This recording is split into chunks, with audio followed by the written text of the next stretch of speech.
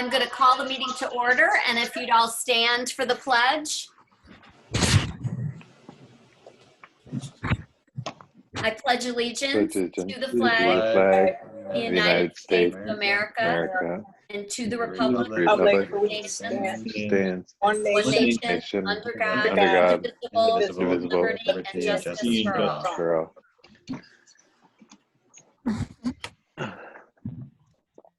Thanks so much, everybody. And it looks like we're all here. All board members are present. So it's resolved that the Board of Education approve the agenda for the July 30th, 2020 special Board of Education meeting. May I have a motion? Move. Jeff, and second? Second. Oh, I'm sorry. A lot of people. Matt, I heard Matt's name. Are you second, Matt? Sure, yeah. Wonderful. And I just, while we're in the agenda part of the meeting, I just want to thank everybody for joining us tonight.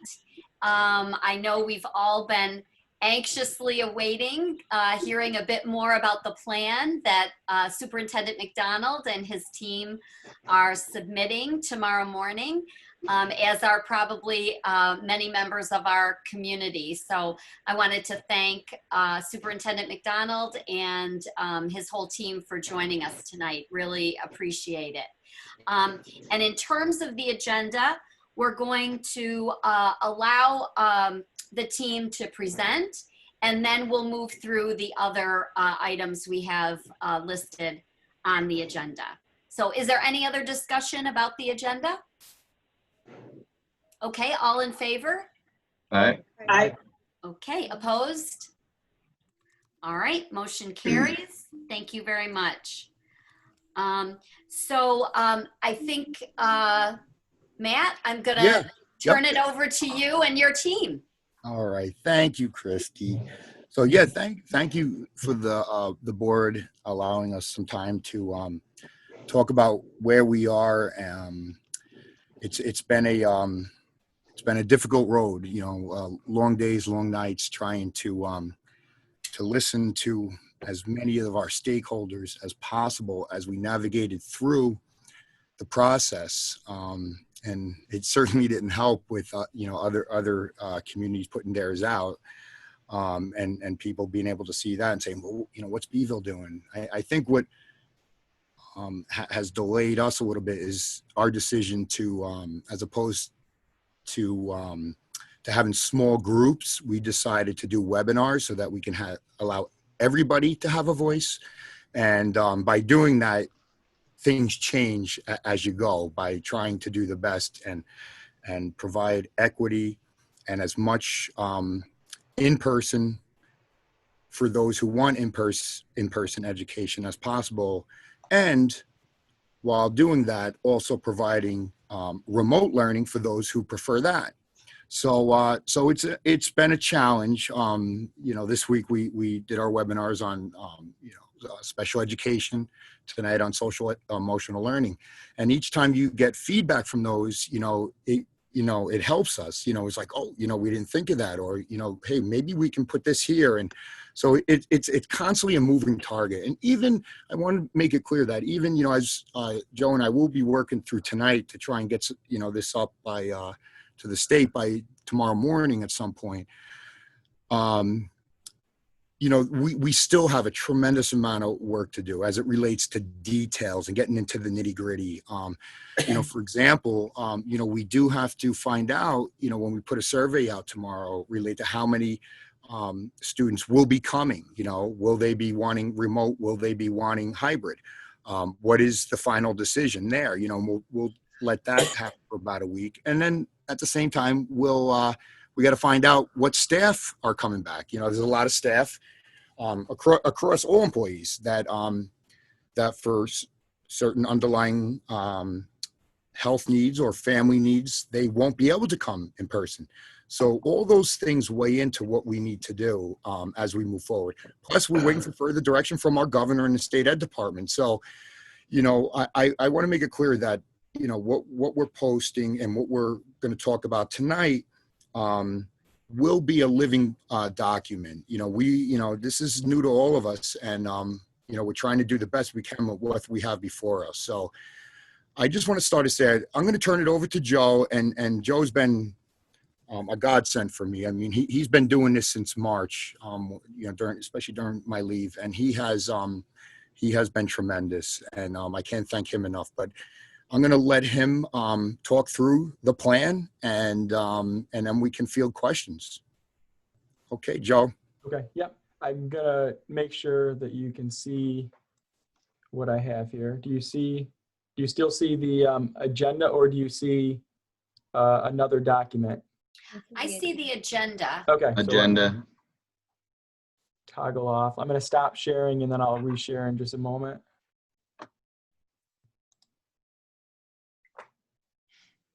All right. Okay. How about now? Yep. Okay, perfect. Just give me a second because there's 3 more people entering in. Okay. So as Matt described, we were charged obviously by the state to submit a plan that basically comprised 3 options. And as we've shared through the webinars, the first option being in person, 100%. The second option being a hybrid model where there be both in-person and remote if in-person wasn't feasible within districts. And then the final option, the remote learning option, or 100% virtual. So we've been working through the guidance documents produced by the New York State Governor's Office, the New York State Education Department, the New York State Health Department, the Onondaga County Health Department, and the CDC. And what we have this evening is a presentation of the option that we are selecting based on the feedback. We had over 3,600 families participate in the survey, providing us feedback, the large district-wide survey. And we've had hundreds of individuals participate in the surveys that have accompanied all of the webinars. And a lot of great questions and feedback from our community. So we appreciate that. And it really has helped shape and drive this plan. As I've stated in the webinars, and as we've discussed as a cabinet and as a team, it is not feasible to bring every student back 100% in person, given our facilities and the guidance and the guidelines that we have. So right out of the gates, that is not on the table. So the only 2 options that we have really to consider, as many other larger school districts have already shared, is the hybrid model and the remote learning model. Matt mentioned a few moments ago, we will be giving all families the option of 100% remote learning. They can make that selection. We are then going to go into a little bit more detail now with the hybrid model that has been selected. We are also feel it's important to point out that families, when they make the selection, we understand that there might want to be changes as circumstances warrant. So even though they select hybrid to begin, if for some reason things change, circumstances, and they want to go remote, we certainly would allow that. It's a little bit easier to go remote from a hybrid model because of all of the implications of our social distancing and placement of students within cohorts. So that is a little bit easier to happen. If somebody's looking to go from remote to hybrid once things are underway, we're asking that those selections really stay firm at least until the end of a marking period, so there can at least be some consistency and it allows for ease of transition. So beginning tomorrow through August 7th, as Matt mentioned, we're going to be asking parents to log into School Tool Parent Portal to make selections of their preferred learning environment. So this is essentially the official registration for students. Yes, they're registered in our district, but we need to know what selection they are going to be moving forward with based on the information that we share with them. Certainly those families that aren't able to complete that School Tool Portal registration questionnaire. If they don't do that by Friday, August 28th, our staff across the district within the buildings will be following up, because that is critical information. Because as you learn, as we walk through the rest of the plan, there are stages that we can ultimately, hopefully, get more students in person. So if you look at that next bullet, one of the other commitments is based on SED guidance is that we want to try to get our students that have been labeled with as having a disability or physical or mental impairment, English language learners, homeless or unaccompanied youth, as well as our primary age students, the option of being in person full time, 5 days a week, if we can make that happen. And that's all dependent on where these registrations fall and the capacity that we have within the buildings based on those registrations. So at a minimum, you know, every student will be getting the same experience, but there is, in order to provide some equity and access for those students that need it, there's possibility of there being some additional options and offerings for them. As a district, what looks different than what students and families experience in the spring is that there is the requirement that attendance will be recorded, taken, and that would be whether it's remote or the hybrid model. We have an expectation by the New York State Education Department that there is contact with students so that there's more engagement, there's more accountability, and there's assurances that staff is interacting with students. We're no longer thrown into this situation. We've had time to plan and prepare, and we're being held accountable for making sure that students are engaged in whatever option is selected. So let's talk about the 100% remote learning option for families. So what will that include if they select that? Students will be provided daily instruction by a staff member, engaged in both synchronous and asynchronous instruction. So there'll be a combination. One of the guiding principles in all of this, whether it be synchronous or asynchronous, is that we know that even in a remote or virtual learning environment, it's not healthy for students to be on the computer or on a device 100% of the time. So that's not an expectation. And the details of what will follow is still in conversation with teachers, with administrators, with stakeholders. So there'll be more to come when it is the actual instruction in that environment. But we can assure you that there will be contact, there will be both synchronous and asynchronous engagements. There'll be a common platform that we're looking to adopt.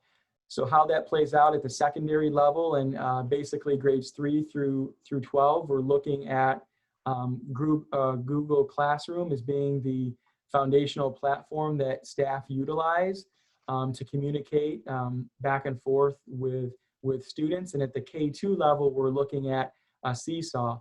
And this was all information that was decided on based on the technology survey that we produced at the end of the school year to families. One of the things we heard loud and clear was that, you know, families want consistency, at least in the platform. We'll still be utilizing School Tool to provide feedback with grading and reporting, but really Google Classroom and Seesaw will be the foundational platforms. We'll also be utilizing the Google Meet and Zoom is an option as well for the live interaction, the synchronous and or check-ins that staff members will be doing with students when they're remote. And we're also looking at how music and physical education plays into that virtual environment for students. So if we move now to the hybrid model that the district has selected, we will be, first off,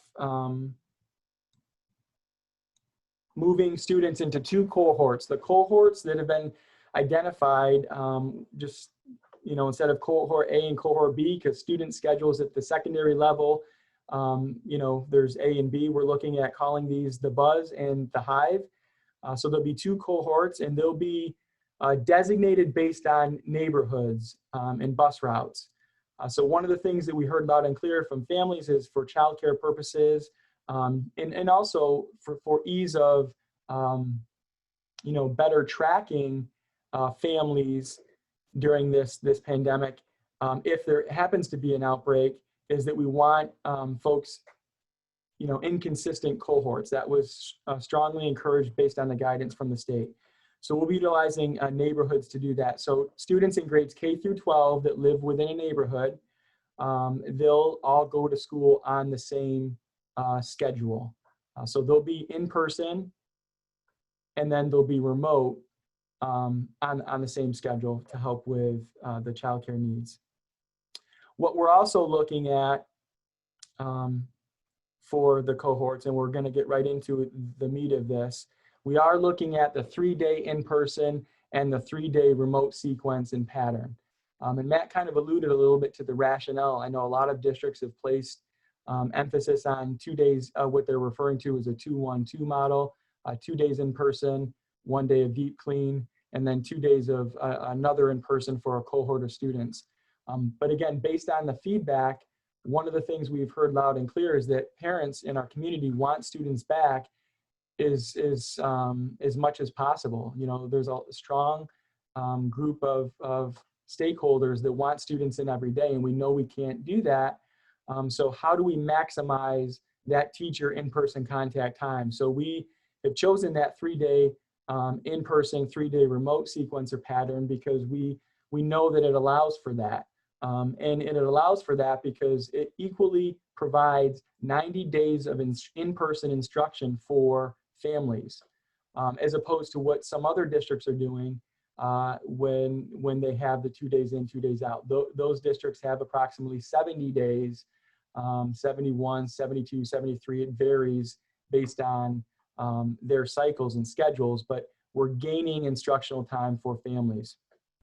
Joe, if I could just say one, I don't mean to interrupt, absolutely. just Go right ahead. pops in my head. I remember when we, Joe and I specifically went through the calendar and we looked at, okay, Monday, and we went to say, okay, how many holidays, so how many kids, regardless if they are a Monday and Tuesday, how many Mondays or Tuesdays are they going to miss due to holidays and things like that? And by doing it, on the rotation of the 3 days, you don't have a set group of students who go on Monday and Tuesday and have, like Monday was the biggest days of holidays or whatever, it was 14 days or something like that they would miss in addition to, the other days. So that was another piece that I just wanted to put in there, Joe, was by doing the 3 days on a rotation, it's more equitable for all kids, that they're not just going to hit on days where they won't be in school due to holidays. Correct. And to give a better, I know there's a couple comments in the chat and I'm getting there. So what that looks like for students is there will be 3 days in a row in person, followed by 3-day sequence of remote learning. And it'll be structured like that, again, so that there's equity among the days of the week for all students. So this schedule, here's an example for the month of September. This will be published for the entire school year because it's highly unlikely, unless there's some significant changes, that this is going to change and that we're going to be, battling this for the entire school year. And that's based on conversations that we've had with local county health officials when local superintendents and cabinet level administrators have had dialogue with those entities. So this is certainly a challenge, and we know it's going to be different, and we're going to just work together to get through that. So this 3-day on in-person, 3-day remote cycle would begin if a student is in the Buzz cohort on what would traditionally have been the first day of school, Wednesday, September 9th.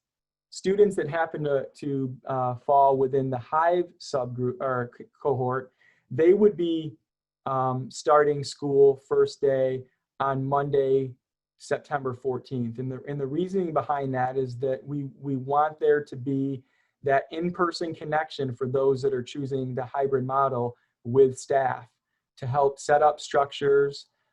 Those of you that attended or heard this evening, the social emotional learning, there's going to be a lot of emphasis on that at the beginning, those relationship buildings, because that's important. The academic component will take a few days before we get to that, because we know that we have to settle nerves, we have to make students feel comfortable, we have to make sure that they're prepared to move forward in this new environment that we're going to be working with. When students are utilizing the remote component, again, we're hoping and we're confident that there'll be some interaction 1 to 2 times minimally per that 3-day cycle for contact with teachers. So there will be some expectations of engagements that, you know, the students will be in person, they'll be getting instruction, they'll be, and then they might have some work that they would need to do when they're in the remote section, but there would still be contact back and forth with teachers. And details regarding that will follow from the buildings as we get closer once selections have been made. 100% remote learning for those families that choose that. We would begin that on the first day of school because that's the mode that they're choosing to take. Some health and safety requirements that we'll be communicating with families. As we've shared in the webinars, social distancing, we are maintaining the idea that you know, the 6-foot social distancing must be practiced at all times on school grounds, and face coverings will be required. We are expecting staff and all students to wear them at all times. There'll be supervised breaks, and we certainly recognize that there will be individuals that will not be wearing the face coverings because of because of physical and medical conditions that would prevent them from having those face coverings. And so it's equally more important for the rest of folks to have the face coverings on. So our teachers will be working with students. There'll be training associated with all of this before students enter the buildings. But it is going to be an expectation to help stop the spread. Temperature checks and screenings as far as a questionnaire. So those must be completed before families arrive with students, whether they're being dropped off or they are choosing to take the school transportation. Staff have to do the exact same thing. Questionnaire requires folks to make sure that a temperature is taken and that they don't have a temperature of over 100 degrees and they don't have symptoms of the COVID pandemic. And I'm sorry, I just got a notice on my computer, so hopefully it's not going to shut down. One moment. 15 minutes. So hopefully it does not shut down on us. That will be a problem. If one of the other administrators can maybe call RJ to see if there's a way to disable the auto shut off, just as a backup. It says I've got. Joe, if you think it's going to shut off, you could make me the host, I guess, or make somebody else the host. Yep, I will do that right now. Thank you, Christy. Good suggestion, just in case. I apologize for that.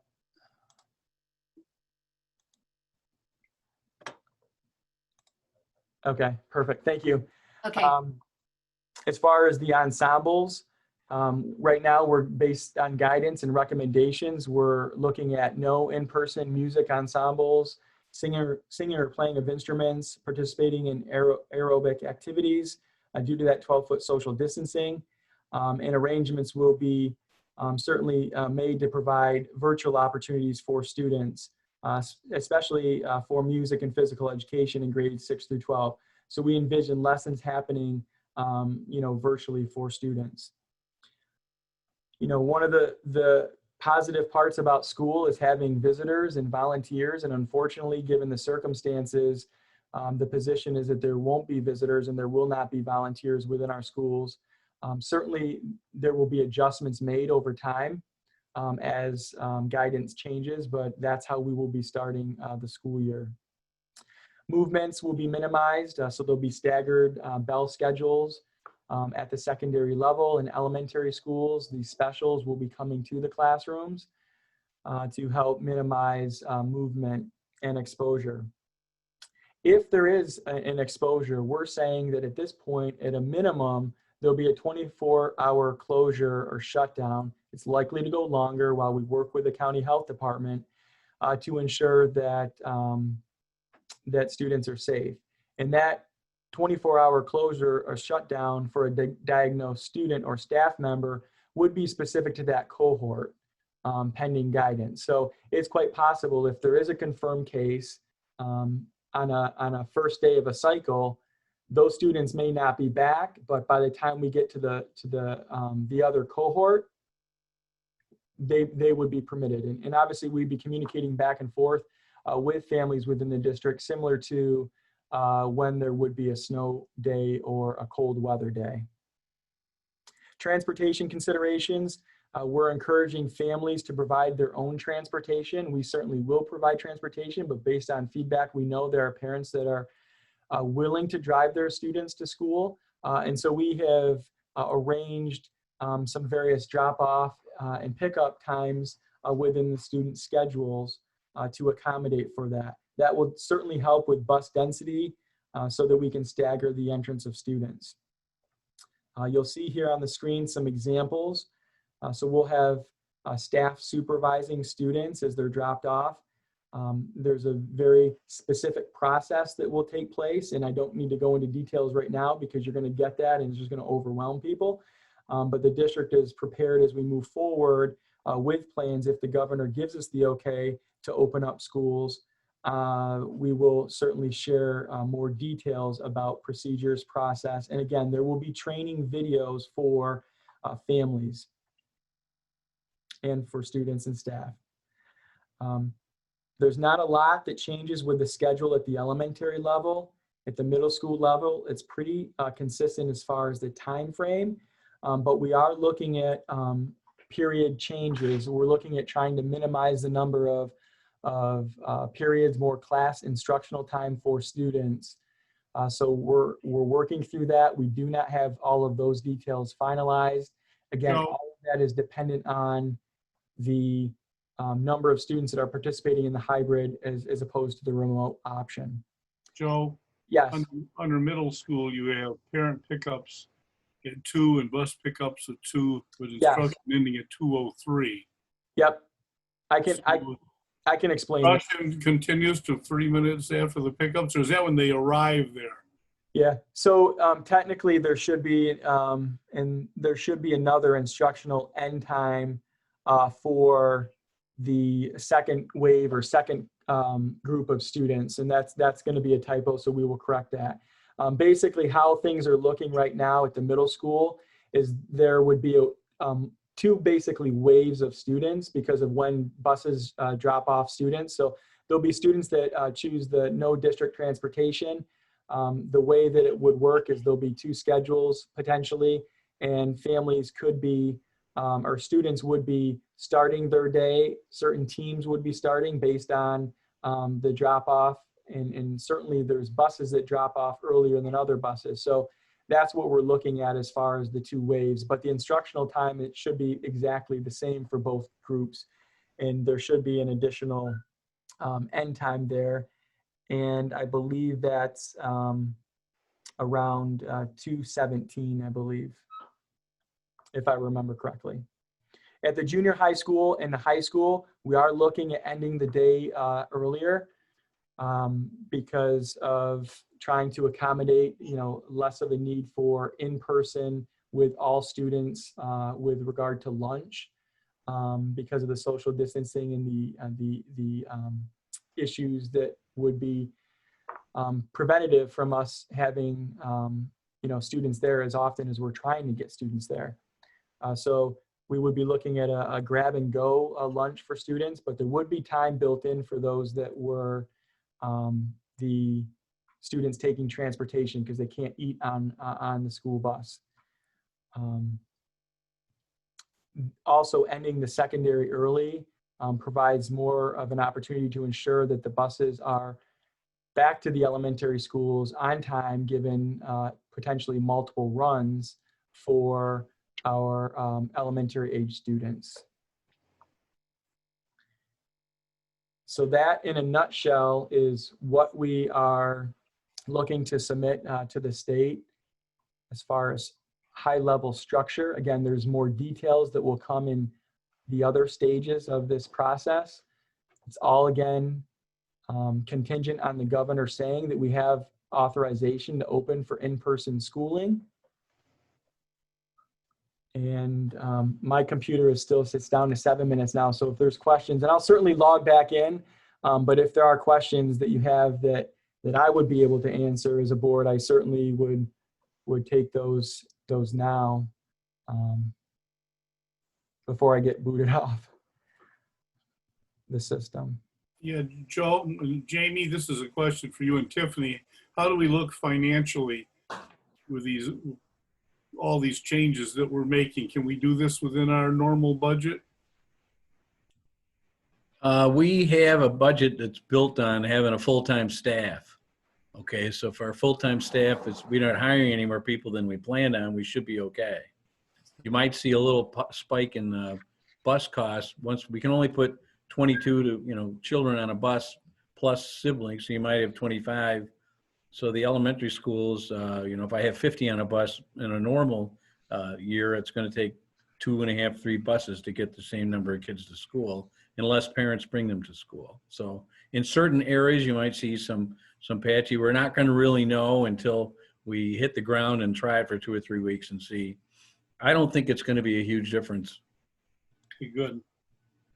So I'd like to ask a question. I got many questions, but I think the biggest one centers around the 3-3 schedule.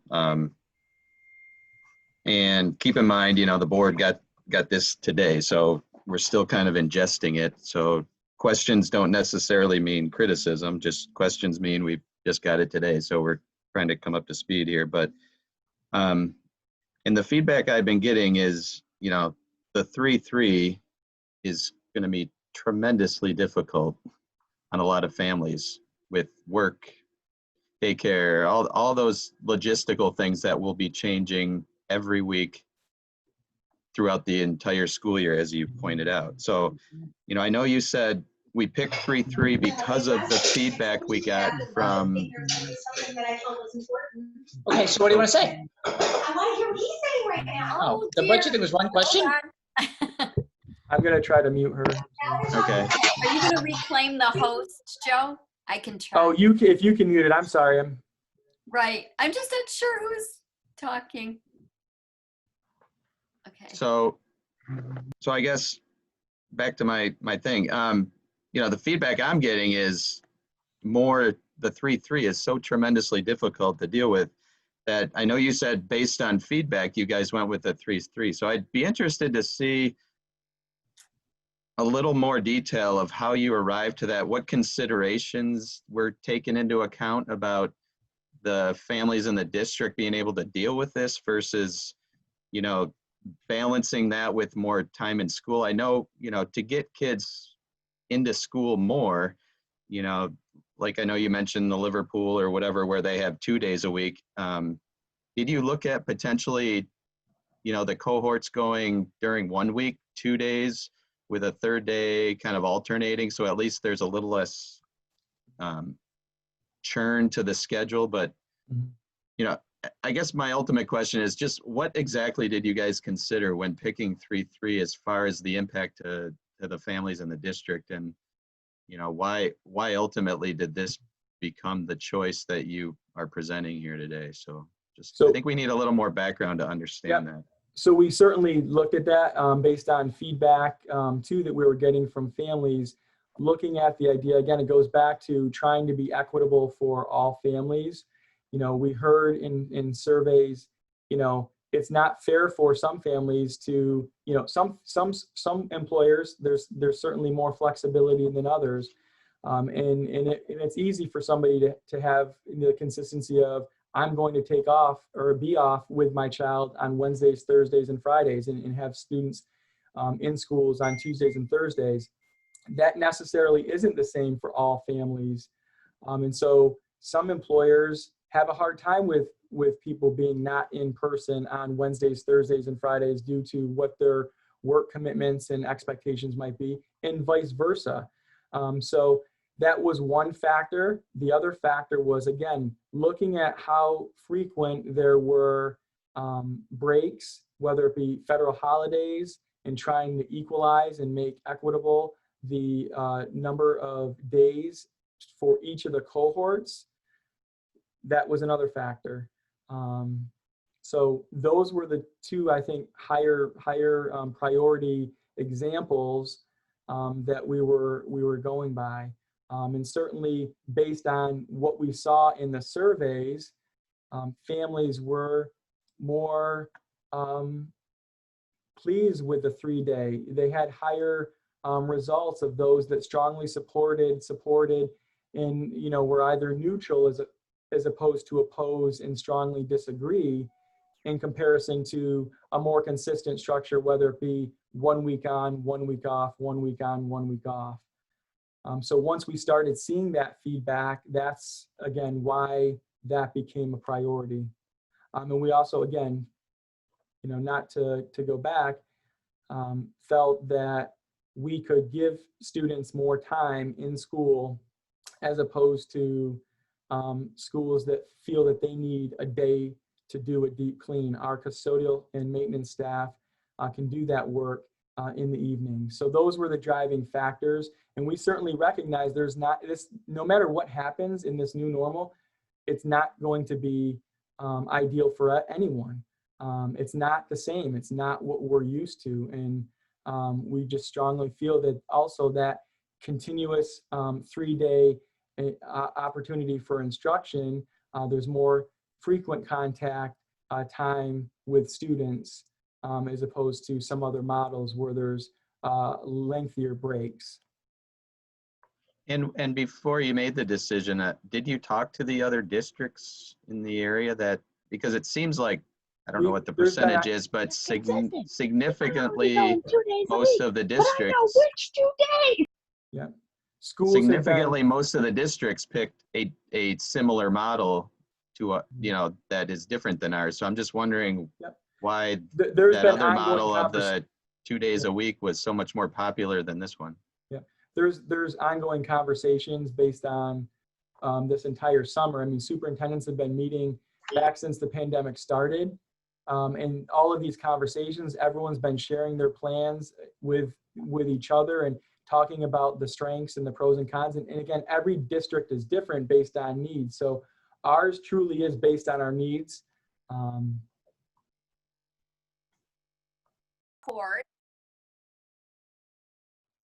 Okay, there we go. And we'll figure out how to add this on to what Joe had. Are there other questions? Because my bet is Matt could answer in Joe's absence. Is that right? Yeah, absolutely. I would hope so. Christy, I have a question. It kind of goes along with what Jeff was talking about. I know that when we had the survey back in the spring, families, and I think Joe stated this tonight, families had stated that they wanted consistency. That was a big priority for our families in our community. So going back to the choice of the 3-day rotation, I worry that type of schedule does not provide that consistency for families. I know for myself with 3 children in the district, and our family has 2 working parents. There's some families out there that have a single parent that they're working.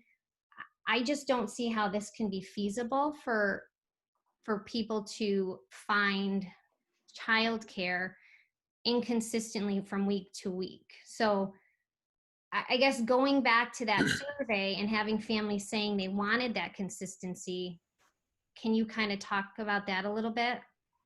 Yeah. So again, going back to what Joe said, we try, we absolutely had in mind, the consistency. What we tried to do is give as much in-person time to the kids or in the families who wanted that. And we thought that the 3-day rotation would be the best way to do that. If we went, the other thing we spoke about was doing 5 days. So, a group, the Buzz, the Hive is the two areas. So if we went with the 5 days, one of the things I thought about was, so the kids would come 5 days and then they would be off. Really, it's not 5 days because you have 2 weekends in there. That's 9 days of not of having in-person touch time. So for, from a teacher's aspect, providing new information. And then it's almost like, our mid-year holiday, so it's a long time to have touch time with the teacher to do something like that, to go. So that was one thing, and then for the kids to be away from that kind of touch time for 9 days is a long time. So that was the 5 day. The 3 day kept the rotation, but in addition to that was when you put into account the, I know was repeating ourselves, but was the amount of days when you look at the calendar that it's inconsistent. When you look at holidays, if, group, the Hive group or group A, they have just Mondays and Tuesdays. They're not going to get the same amount of in-person instruction as maybe the Thursday or Friday group or whatever the other, if we went to more of a structured. That's why we did the rotation, so that it's equity across the board for everybody. And that was really the reason for it. That was the reason we made those decisions, was strictly for equity and for to get as much touch time for our kids as possible, while being able to provide the cleaning and all the things that we have to do on the side. Yep. And now, so as an educator, I totally agree with you. Like the 1 week on, 1 week off, that's a lot of, time away from teachers and students. Yeah. So I guess, when I participated in the webinars and heard the information, I think the only two, and board members, you can correct me, or Matt, correct me if I'm wrong. Sure. The only two options that were given as choices were the 1 week on, 1 week off, and the 3 day rotation. And I think there was an option, like they combined it together to have K2 to, in person every day, and then one of those two models for hybrid. So I'm kind of going back to Jeff's question. Did you guys consider doing something for families more consistently, like doing, and I know the holidays usually fall on Mondays, Fridays, like doing something where one cohort would be Tuesday, Wednesday, and the other one would be Thursday, Friday, just because I think, what is there a difference? There's a difference between, Joe said there were about 72 days if you did the 2 day option versus the 90 days of in-person instruction with the 3 day rotation. Right. Yeah. Yes. Again, we looked, because even with the superintendent meetings that we've met, we had all those discussions, when, we knew what they were doing. And when we went back and looked at that, we thought that based on the information we had from our constituents, stakeholders, was to do a rotation to provide equity. So we did look at all, Tuesdays, Wednesdays, or I even was looking at Tuesdays, Thursdays, and, Wednesdays, Fridays, like all different scenarios. We absolutely did. I'm just curious if the public had that question in the polls. I'm curious as to see, if they would have picked the 3 day rotation versus, some other hybrid option, Yeah, and any 2 days. I see what you're saying. So any 2 day, we didn't even have to put the specific days. You're talking about a consistent 2 days. Right. Just something more consistent for families. Cause I feel for families. I think this is going to be, I know you guys have worked tremendously hard to put this together, and I don't know. I just feel like this is going to be very hard to schedule that week to week. For the families you're talking about. For families, yes. Yeah. For single parent families, 2 working parent families, I'll speak for myself. I don't know if other board members, see this, but I think it's going to be, it's a scheduling nightmare. And I don't know. I just wonder what our community would have chosen if other options were provided, in the Right. polls.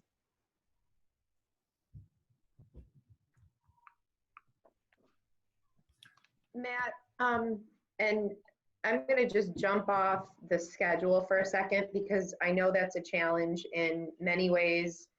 I mean, obviously there are a lot of issues with that, but can you give some information on what remote learning is going to look like?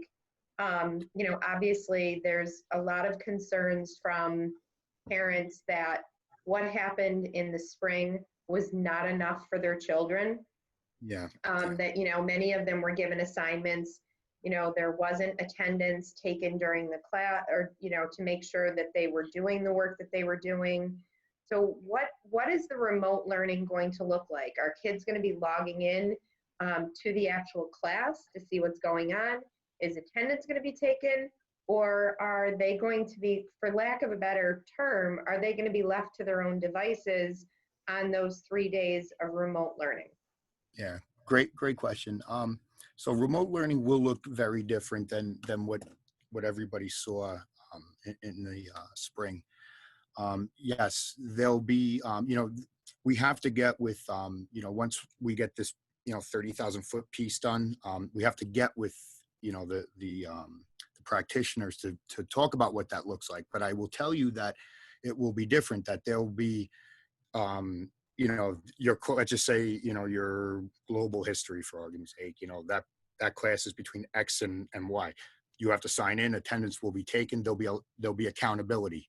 So all those things that if you were in person, it's going to be the same expectations with the difference that it's remote.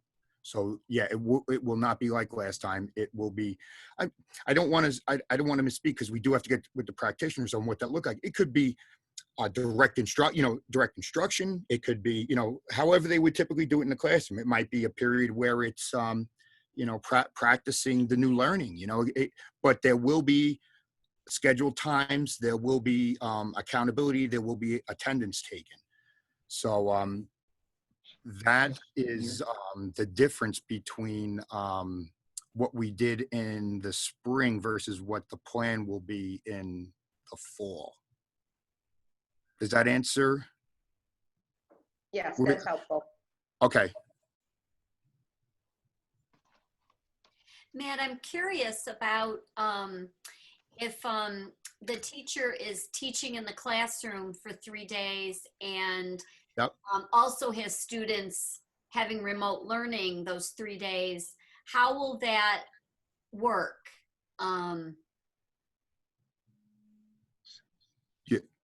I guess just more in general, how are we balancing teachers teaching online versus in the classroom? Are there going to be dedicated teachers just to online and just in class, or are they going to be the same teachers, or So maybe more I can answer part of that. I'm back. Where did you come from? Welcome back, Joe. I'm on Dave's computer. Mine, it's not letting me in. So when it comes to, again, there's more details to that. Again, we're waiting on, once we know where students fall with the selections, how many remote sections we'll have to offer, but it's quite possible there's a couple of options that the district will look at. It could be built into the teacher's schedule where there's time to connect with those students that are out with the remote learning. It could be that for those that are 100% remote, it could be that those students are getting instruction from a teacher and that's all that teacher does. So those pieces, those details, just like other school districts are working through, they're all dependent on what our final counts end up being for the remote and the hybrid option. So we're certainly, flexible enough. I mean, and that's one of the things that state has wanted. They want schools to design structures that are flexible enough so that it's inevitable that there's going to be students coming and going throughout the entire period based on illness. I mean, we still have an obligation that, student is out with, it could be a symptom, and they may not end up with COVID, but they have the symptom, they're going to be out of school for a period of a few days, if not longer, and we have to still provide instruction and opportunities for them. So there'll be time for teachers within their schedules to work through that. And that is all details that will be worked on with the teachers, the union folks, and the building administrators as they design their schedules. The schedules will basically not look the same as they did in the spring. Basically, what the building principals have done as far as master schedules will have to all be reworked from the point that decisions are made until the start of the school year.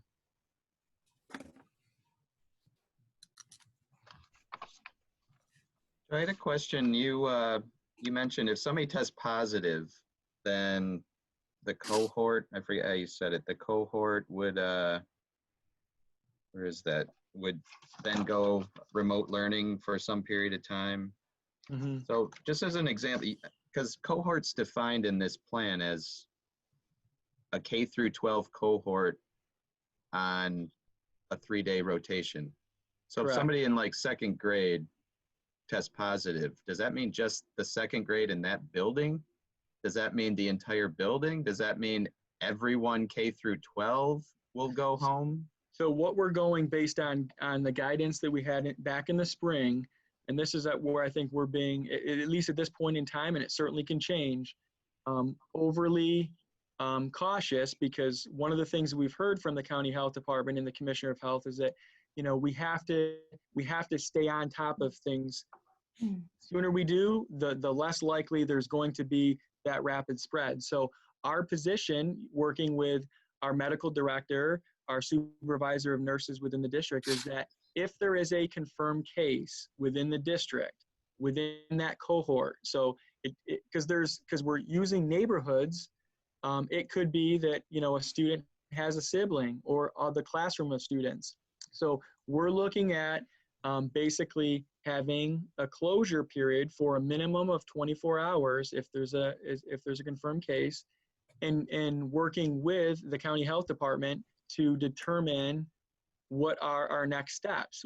There's a whole process with tracing that has to be conducted, and they're going to be advising us at that point. So there is guidance that says, yes, you can close down a school or a portion of a school, but as it stands right now, we want to communicate that, you know, we want people to be safe. We don't want to be a part of spreading anything.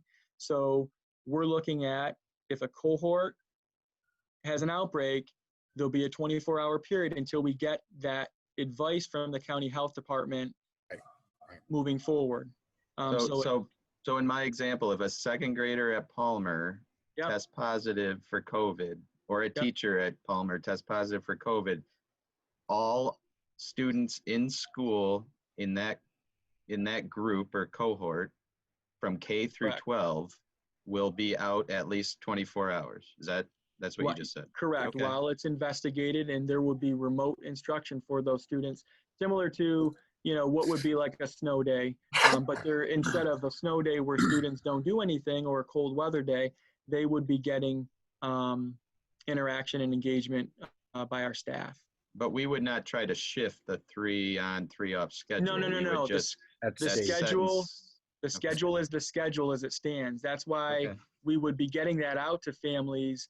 I mean, we can certainly publish the calendar now, but the only problem would be is families aren't going to know which cohort they're in until we have finalized that neighborhood breakdown, which is dependent on a whole host of factors: transportation and the selections of students. So we're saying that at the latest, families will get that information by August 21st. Our hope is certainly that it would be before that. Okay. Joe or Matt, I have a question. There's about 700 school districts, give or take. I'm not sure the exact number. And if everyone has their plans approved by the state, is the state going to guarantee liability protection if there are lawsuits about teachers or students coming down with COVID? I can't answer that, Jim. I don't know if Joe knows different, but him and I are in the same meetings. That has not come up. It's a great, I'll write it down and talk about that, but I do not know the answer to that question. You know, out of 700 districts, there's going to be some that have at Yeah. least a minor outbreak, and the lawsuits could start flying. So I just hope that there is some guarantee of liability protection for us and every other district. Yeah, great question, Jim. Honestly, I didn't even think about that. My guess would be no. But let me look into that further and see what others think in the area and if they had those discussions yet. Just to clarify, because I know I'm getting a few texts. So back to Jeff's comment about just to be clear for those that are on this call, again, the schedule that's listed that will be published for the 3-day on, the 3-day in person, the 3-day remote does not change for snow days or any other, closing days. They are the days that are there so that families can schedule appropriately. And I would point out too, the one thing that we saw in the surveys when we were asking families is, what's the turnaround time for there being a change? And most families said, as long as we have 24 hours or approximately 24 hours notice, I think it was something like 80% of families said they can make it work. So we certainly are trying to get as much information, or we'll try to get as much information out as soon as we can, hopefully a lot sooner than that. But that's the reality of where we are. I was just wondering, is this, the 3-3 is going to be for all grade levels, right? K through 12? Across the board, yes, that's right. With the option, though, that some of our designated groups, as I mentioned, the could be high need, could be students with labeled as having a disability, could be ELL, could be primary age students. It's quite possible when the numbers all flush out that we could end up having those populations of students in every day based on capacity. Meeting their IEP needs and things like that, right? Yep. Yeah. Or because one of the concerns we saw a lot from families, especially for those that are incoming kindergartners, and we know the states put emphasis on primary age students. It's so instrumental with the development that if we can get those students in every day, and it's about development. And then there's some component to that with childcare too. I mean, those are the families that struggle most with trying to find childcare during these changes. Have you, as part of your work to put the plan together, did the district meet with area daycares, facilities, things like that to kind of see what their reaction was to working with a plan like this? Because this is definitely different than I'm sure their normal model that is. So I was wondering if you had those discussions. Yeah, no, the only conversation I had was with the YMCA, or before and after program. And we're trying, I have to actually call her back, but I want to get through all these things before I, commit with her. But I want that program to be on the same page and communicate the same messages, where they can, where they can provide, so in other words, if we're not having lunch in a particular building, can they use that area so they can have more students?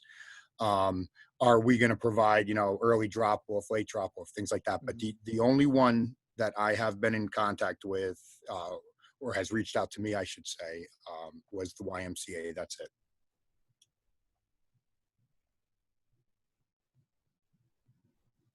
So I'm not sure if everyone uses the YMCA, but I'm just trying to wrap my mind around all the things that I heard tonight. And I completely understand from an educator's perspective why you would like to have as much face time with the students. But at the same time, I agree with what Denise said. The feedback from last year is that families definitely needed some sort of structure in their households. And I don't see that happening with a 3-3 model. And I put this question out there You guys are employers, and how would you react if your teacher said, I can only come to work, you know, I have to take care of my kids at 3 days they're home because I can't find daycare, but I'll be in the other 2 and alternate. I mean, that's the position we're putting employers in. That's the position we're putting families in to have to ask. I'm not sure that's going to add possibly some undue stress on the families with potential job losses, because I'm not sure how they're going to tolerate that, at least with a set schedule. There's some consistencies, and there could be some arrangements made with working from home some days, but I really need you here these days, and at least employers know as well. I just see a lot of problems with this model. I really do. I absolutely hear and understand what you're saying. You know, I just go back to, how we came to the decision that we did. I put this out there too. You're looking for the equity, which I completely appreciate that you're looking for and taking into consideration, but understand there's a large percentage that has been coming back in the surveys and the webinars that there is a large percentage of people that are going to do completely 100% remote, and that doesn't seem to be an issue for them. So to have complete unrest in a family, in a household, just to get that one additional FaceTime, I'm not sure if it's worth it, if it's going to have stress on the parents, worrying about jobs and inconsistent schedules for the students. Mm-hmm. There's, Yeah. And I feel bad saying that because I know this has been a moving target for you in all districts. I'm just trying to look at it from the educational part and the social emotional well-being part of no consistencies and what that can do with parents in the home setting and how that can negatively impact the academic piece. Right. I mean, I just wanted to say, I think no matter what option the district selected, there's always going to be individuals that are going to struggle. I mean, everyone is going to struggle with, unless we're back full time. I mean, I'm looking at some of the chat here too, and I see people saying the same, that 3 days on, 3 days off is better than 2 days on and 3, so, I mean, we're trying, again, what guided us was the prior feedback from families, the idea of trying to be as equitable as possible, trying to take in consideration, employer situations. I mean, as somebody mentioned, how would we feel if we do have staff members in these circumstances? And to be quite honest with you, from my perspective, I would want to see, we have to be flexible. There needs to be, more of right. I don't know that I would want a teacher to always be off on a Wednesday, Thursday, and Friday because they had to instruct their own children, and yet, our students then lose out on that. So I mean, there's lots of, we understand we're not going to please everybody, but we do feel that, we've done our best to try to devise a plan that's going to meet the needs of everybody. And I don't know what more we could have done. I guess I just look at it 3 on, 3 off. It's a different day of the week on. There's just no consistency. I guess if you're going to go to school, Monday, Thursday, or Tuesday, Friday, or Monday, Tuesday, Thursday, Friday, or however it's set up, it would be easier to deal with, I guess, for some families, because at least they know what days they can go into work, what days they can't go into work. I guess that's the piece that I'm looking at, and then there's the whole academic, piece. And I totally respect the trying to get the most FaceTime, because that's obviously a need. We can't have kids isolated for longer than that they've been isolated too. To speak to about the, the 3 day, just the consistency from the perspective of the instruction too. There's, from that perspective, having 3 days in a row with students in person, there's huge benefit to that, given these circumstances. So, that's another reason, we're saying what we're saying. But there is certainly no easy answer. And Joe, I Just- think that you got kicked off when I was talking before. So I just wanted to bring this one piece back up. I think during the webinars, it was not presented to families in the polls other options. So it was only the 5 days on, 5 days off, and the 3-day rotation. So being that those were the only two options offered, I feel like we don't really have a sense of what the community really like. If the other option of, with all these other districts putting their plans out, 2 days of a set consistent schedule every week, if our community would have picked that instead. So And I know that there's other challenges too, Joe. And I really, one thing I did star on this handout when I did it this afternoon was the whole neighborhood bus route thing for a lot of reasons. I thought that was good because I was wondering if you split by alphabet, people in the same household that, have different last names, keeping everyone together. And I think that's a great idea.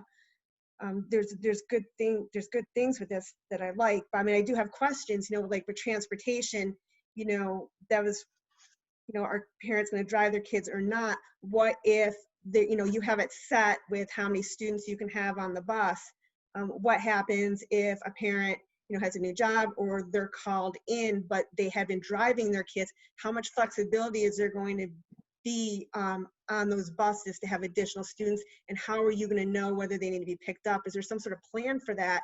Because parents are in situations with work schedules that may need to change on the fly. It's not the typical traditional school they were planning on driving, which you don't have to report in a normal school year whether they're going to get a ride or not to school. Yeah, part of the questionnaire, and maybe I neglected to say this, the questionnaire that families will be asked to complete next week starting tomorrow will ask about transportation as well.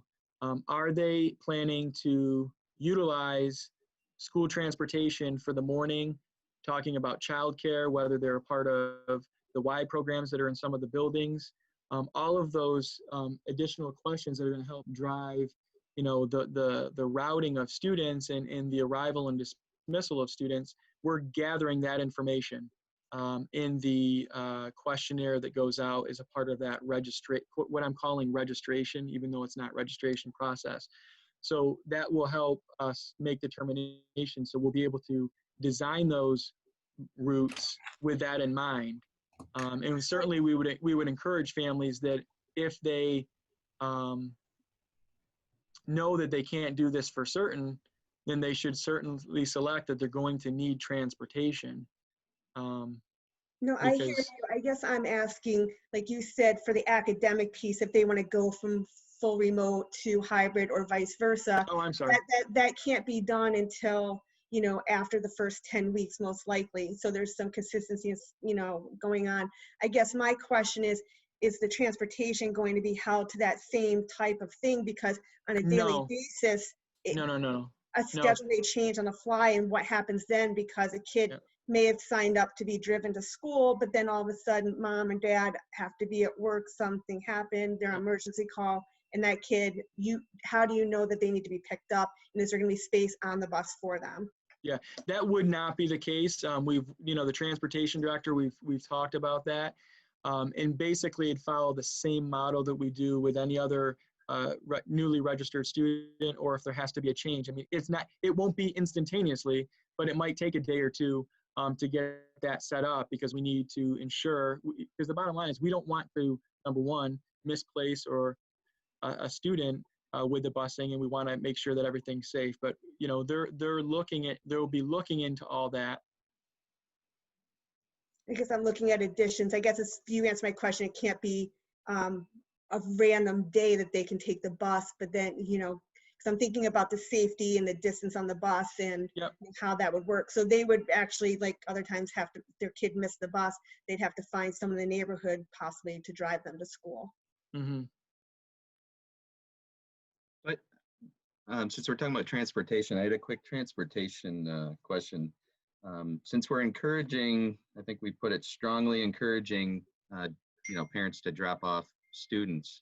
And I know for those of us that have been around the school at drop-off time, it is severely congested as is on a normal day. And I didn't see that the drop-off times for at least like main campus were extended too much, but have we considered how we're going to get that much extra traffic through? And I'm thinking mostly of main campus, but have you guys considered maybe some options of how you're going to get traffic through there? With the buses kind of overlapping at the same time too? Right now.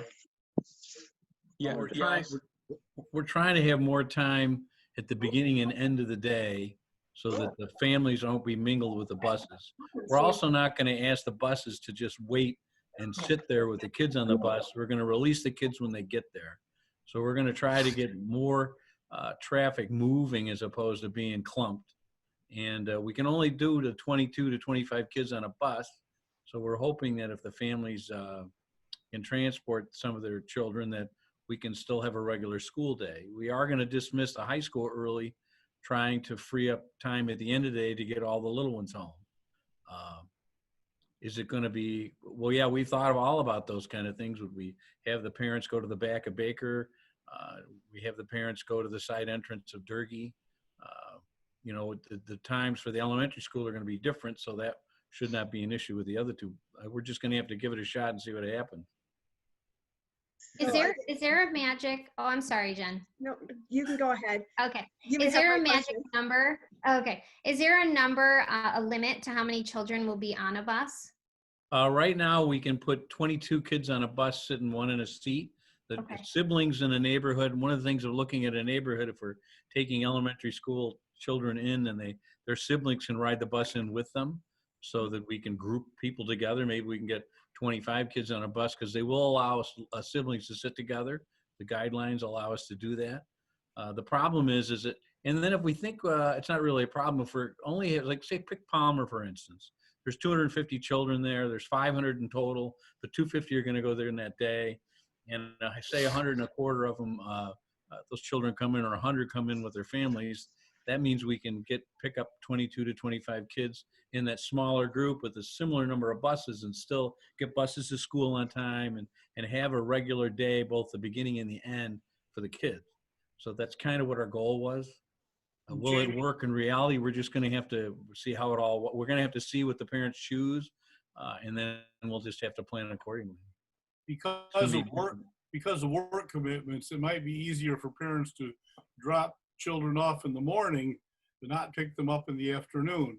We're willing to consider that as well. We're What not. I was also saying, in addition to that, there aren't going to be the after-school activities, so you'll have a lot of high school, junior high, middle school student who might normally be staying after for activities will be climbing on the buses. So that's all taken into account, is it? Well, again, Jim, we're going to have to see how it works out because none of us have ever done this before. We're trying to do some anticipation. We have 100 buses. We have over 100 bus drivers. We think we can handle it based on the plan we came up with. I would like to see more time at the beginning and the end of the day so parents could drop their children off earlier and pick them up later if that would what they prefer. If you're coming home from work on the days the students are going to school. Again, we're trying to make whatever we can do to make it easier for people, although I don't think this is easy for any of us. I'm glad you're figuring it out, not me.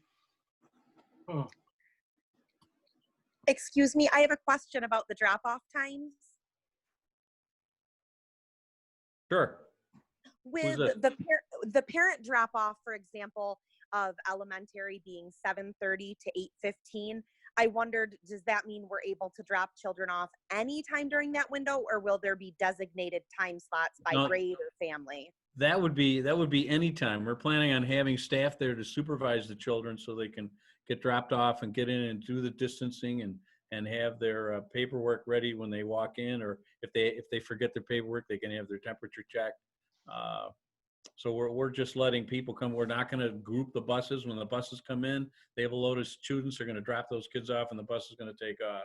So we're trying to declutter the entranceways of the schools, especially the elementary schools, because a couple of them are really tight. so we can make room for families who want to drop off.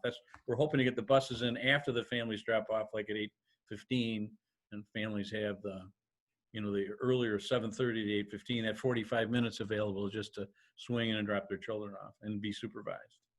Thanks So so just to much for- clarify, just to clarify, Jamie, the plan says with those questionnaire surveys must be sent to school with the students. I was going to ask what would be the consequence if they didn't have it. I think you just said there would be, if they didn't bring it, there's testing available at school, so they won't be sent Yeah, we're going to home have, or- we just bought thermometers. We're going to distribute 20 of them tomorrow. We'll have about 45 thermometers at the disc schools distributed to the different buildings. There will be people assigned. If the child forgets to bring a mask, we'll have a mask on the bus for them. If a child doesn't have their piece of paper or loses it, we'll have somebody at the school that'll check their temperature. So it is going to be helpful to have the families attest that, because we physically cannot test 250 kids at Palmer in a timely manner. I don't care if you had 50 thermometers. You just couldn't do it all at once and get all the kids in the building and still maintain distances. And we're hoping with this lengthened drop-off period that you'll be able to spread the people out as well, and you won't have crowding around certain entrances. Each school is going to set up, more than one entrance for the students to come in, and there'll be people assigned there to take temperature if necessary.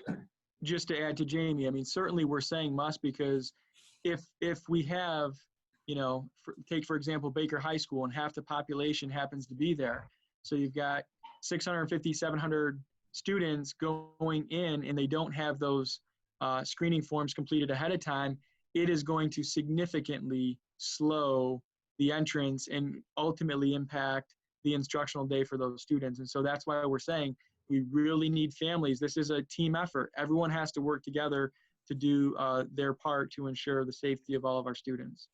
Yep, I agree. I just want to make sure that when we put must in there, there was nothing about consequences if they didn't. No. It sounds like we at least have a backup plan. Yeah, we do have a backup plan. We know that, that we're involving human beings and we could have those issues. We know that children are going to forget their masks or lose them during the day. The expectation is all the students on the buses will be wearing a mask. The driver's going to have a mask on. So we're trying to protect the safety and health of everybody involved. Along the lines, go ahead, Jeff. No, I was going to ask you're on the same topic. I was going to change topics. Okay, so along the lines with face covering, so you're saying that they're required. Have you guys given any thought to the plan of students who refuse to wear the coverings in school, or, our bus drivers who are concentrating on driving the kids to school? There's kids that are in the back that are not going to wear their masks. Like, what kind of plan do you have in place for those two scenarios? Like bus and at school. Yeah. So they have to wear the mask, and there would be conversations just like there would be with any student. Hopefully there's that redirecting, and you think of like that restorative practice, that getting students to understand why it's important to do that, and hopefully students are compliant. That's the expectation. We're all, just like it would be for grocery stores or any other location. When that doesn't happen, or if it doesn't happen, and maybe I'm optimistic, but knowing that there's the health of everyone involved at stake, that students will comply. And if they don't, we're going to have to rely on families to have conversations with students about this type of behavior, because it can't happen. And I don't know. I think we have good kids. We have great kids. People make good choices here. We've seen that with the students that come out. So I know people are concerned with that, but I think let's give everyone a little bit more credit, and hopefully people will do the right thing. So I was going to ask about the cohorts being neighborhood based, and I don't know if this may be more of a scheduling type question, so you may not have answers yet, but like classes, and I'm thinking more in like the middle or junior high school type, where I'll just use AP Physics for example. Like, how do you those kids that take classes like that are not grouped by neighborhood, so is it just whatever kids fall into the cohorts by geographical area, you're then going to schedule classes on those days for those students, or is it? No. Because remember, the instruction still continues. So think about it from the perspective of, if I'm a AP physics teacher, okay? Yeah. I've got a classroom of, let's just say, 20 students. That's who signed up for that course. So with looking at the neighborhoods and setting up the bus routes based on that, we would be looking at half of those students in one cohort, half of them in the other cohort. So there's a lot of work that comes into, the next couple layers of any, cohorting of students. Okay.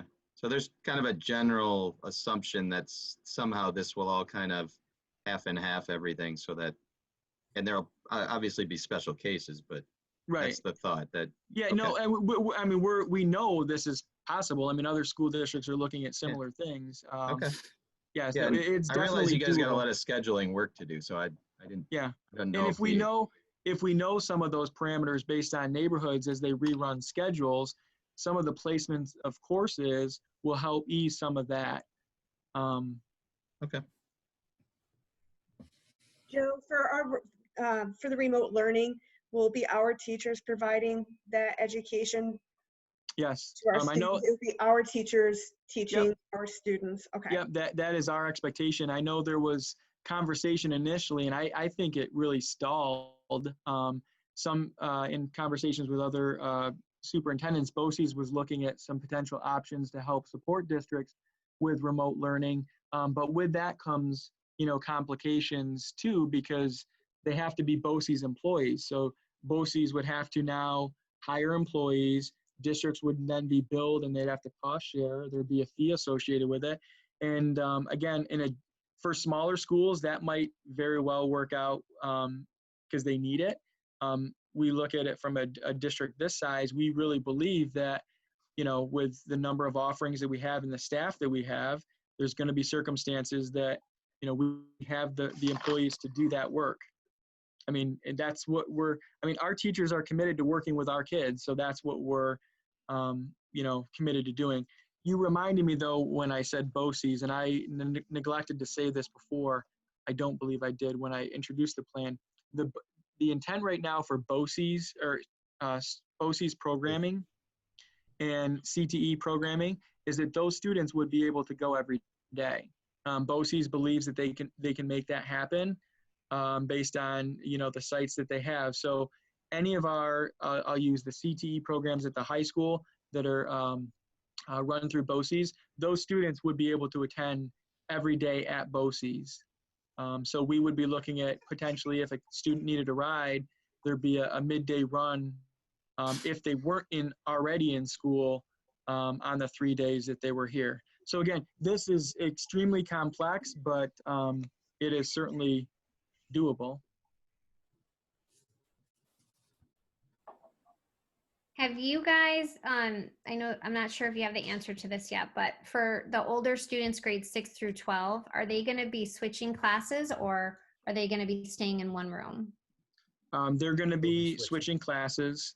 What we're looking at doing, again, based on the master schedule, is trying to, even within those cohorts, group students based on similar, it tends to fall that way anyway. If we have students basically at the same grade level or the same types of courses that they're taking. So the building principal is looking at potentially having some classroom shifts. So there's some zones within the building. So let's just take, for example, a 10th grader. 10th grader might be taking geometry, English 10, social study, global history, or world history. And what will end up happening is it's possible that some adjustments might have to be made with the room locations that staff are teaching, but we would try to group those similar classes based on grade level in the same areas within the building. And then there certainly would be staggered movement throughout the building. Again, all part of the training. The administrators are thinking about how they're going to put together videos to describe this new experience for students. That's one of my other questions. So, and I know you talked about this at the webinar tonight too, but if you could just elaborate a little bit, what's the plan for prepping the kids before school starts, because their normal is not going to be their normal. So kind of like, do you plan on doing, you just said videos, is there, Yep. can you talk about that a little bit? Yeah, there'll be, again, this is just, what we've talked about at this point, and knowing how creative a lot of the staff are, it's only going to get hopefully better, but we're looking at videos with regard to just the building space as a whole. There'll be some potential new experience videos solely for new students to a building. So like the 9th graders going to 10th grade.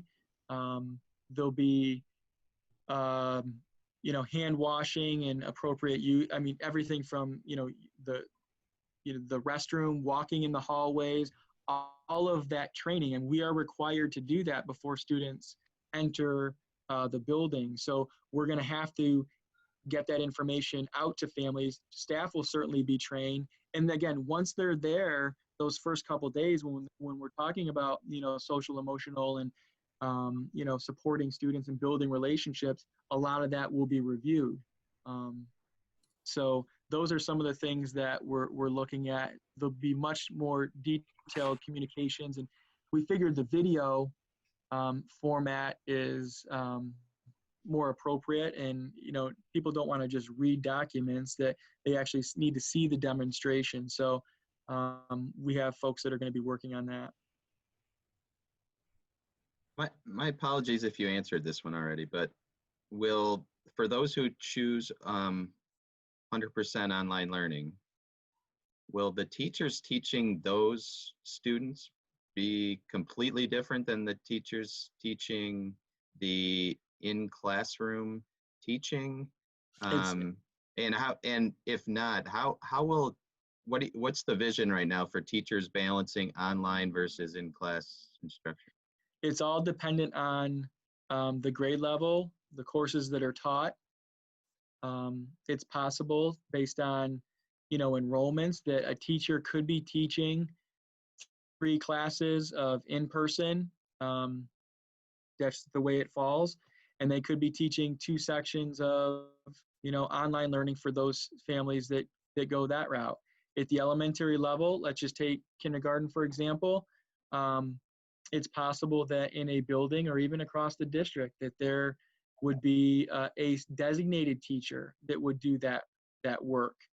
And then the other teachers would focus in on the hybrid model, 3 days in, 3 days off, or hopefully at the kindergarten level, we'll be able to do, 5 days. So it could be either or. So any specific teacher won't really know till the schedules are put together, like towards the end of August? Yep. Well, it'll hopefully be certainly before that, but that's the conversation that we've been having and sharing that with the associations, that ultimately we are going to, people are going to unfortunately not get what they're used to getting so early in the summer because of all of the potential changes that could be made. But certainly, just like we're going to provide, as soon as we can to families, what schedules and groupings or cohorts they'll be in, we're looking to do the same thing with staff. So we've talked a lot tonight, and I also apologize if you've already talked to this. For the remote learning, are students, regardless of age, are they going to have to log in at a particular time to get that instruction? And if not, how is attendance going to be taken? That has not been finalized. That's conversation that is ongoing with teachers, with the association, with curriculum directors, with administrators. The idea of synchronous and then asynchronous instruction, there'll be combinations of both, but we haven't set those details. Again, it's dependent on how many students we have taking the various options, and also where we end up with staffing and the capabilities and the knowledge of of folks that would be teaching those sections. I guess, And again, we're required to make sure that there's contact and engagement with students. So there will be that contact daily with families. okay, because there's two pieces of that. We don't want the school district to get penalized because of the whole attendance thing. But at the same time, I'm just trying to think, especially with elementary school children, if they're supposed to check in at a particular time for a class, how that's going to work if a parent may be working from home, or they have to be put into a daycare setting because both parents have to work.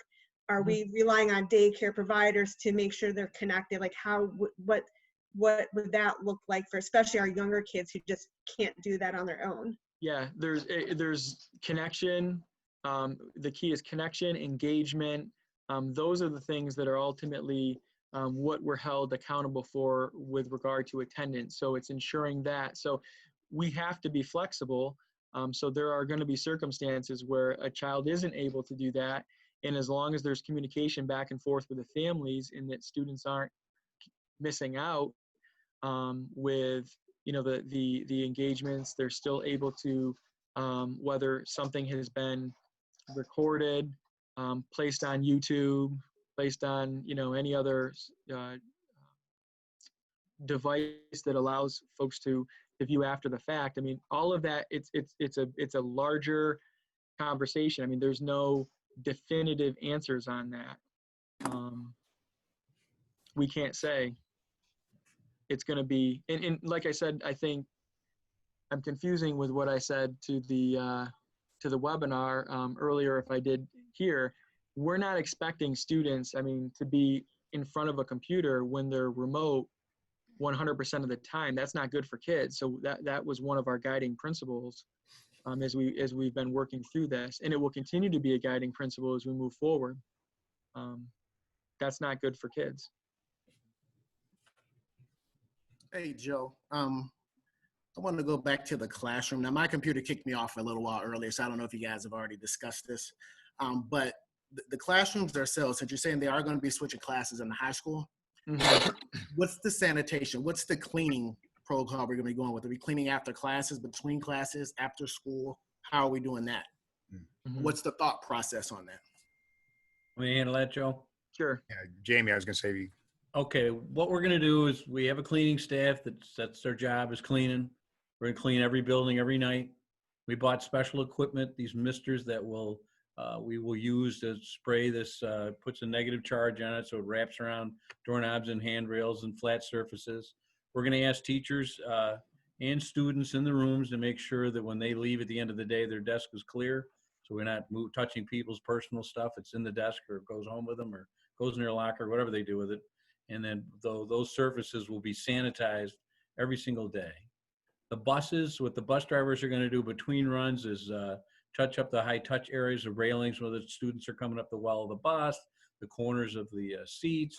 And then every evening, the entire bus fleet will also be sanitized with similar kind of misting devices that they'll go through the buses like in a chain effect. It takes about 5 minutes for the stuff to dry. It kills the virus on contact as long as the dwell time's there. So that's our plan right now. We're replacing all the air filters in all the academic buildings with, ones that are more fine, that will take out more of the, that will take out the virus and more bacteria and whatnot in the air. We couldn't do a HEPA filters because our systems aren't designed to be able to push the air through the filter. We would lose air circulation. So we're trying to do what we can based on what we have and given the time constraints in order to be prepared for everybody to come back. Okay, I get that. I have one other question though.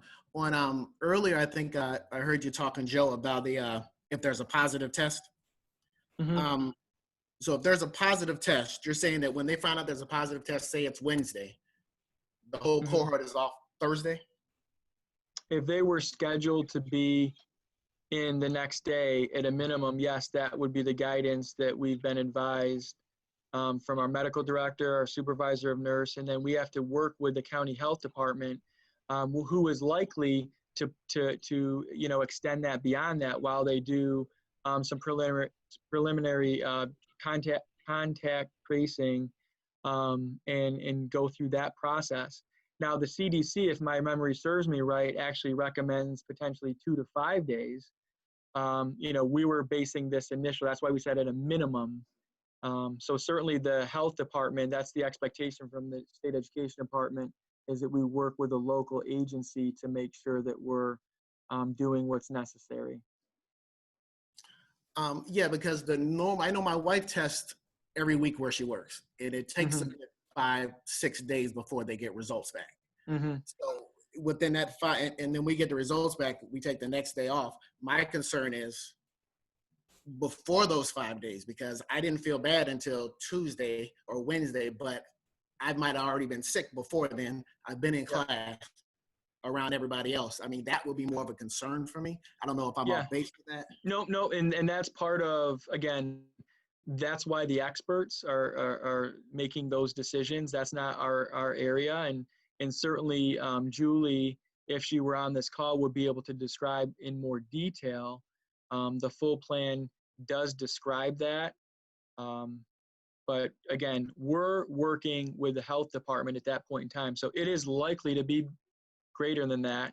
And again, it all depends on who the students within that cohort have been in contact with and when their symptoms started. So there's a lot of that behind the scenes work that they do in order to make those determinations for us. But one thing the Commissioner of Health did say to, we know this is going to happen and that we just have to, work together and work through it. And there's going to be positive cases that don't not to panic. We know that there's fear, but if we're all doing what we should be doing by wearing the mask, that's why we're so strict on that. I shouldn't even say mask because it's not a mask, a face covering. If we're doing those things, if we're washing our hands, if we're doing all the appropriate protocols that students will be trained to do, we will be in a better place. There's always going to be risk. Hey, Joe, what happens with the teachers if there's a positive? So as far as employees, like if they, so if it, Dave really is the one to, talk a little bit more about that, but there are procedures in place where, obviously based on whether they're, if they're positive, quarantine and isolation, there's specific guidance. I'm sorry. So if a student tests positive and you're going to have the cohort stay home, I assume the teachers are going to continue to be in class because they're considered essential workers. So if they were in contact with the student, just like the others, everyone on that cohort at that point in time would it be essentially like a snow day, but they would still be, providing instruction. So, based on that, if there's a whole school closure because of the advisement would be that everyone is home until there's the tracing and they've gotten further guidance. If a teacher hasn't been in contact with that student, it's likely that teacher will be allowed to return when the health department says we're back to full operations. Yeah, I'd be curious to continue to monitor that. Just from my perspective, it seems excessive that an entire cohort, is going to be kept home if there's a child in second grade that tests positive. I think that's going to be a huge challenge, and I think that might be something that potentially needs to be revisited. Yep. And I just remember too. I'm sorry, Joe. No, go ahead. Feedback. I remember that conversation with Joe and I with the commissioner from the county health department. It really is a case by case situation. So, for example, if it is a second grader and the second grader has siblings that are in, seventh grade at Ray and maybe a 10th grader at Baker, that's when, again, based on that, the other ones show symptoms. So it really is on a case by case situation. If it's an only child, so to speak, only the second grader, that would look different. So it really, I want to make sure that we're clear that it is going to be a case by case situation. But we have plenty more meetings with that, and we'll be monitoring that and trying to figure out what that looks like.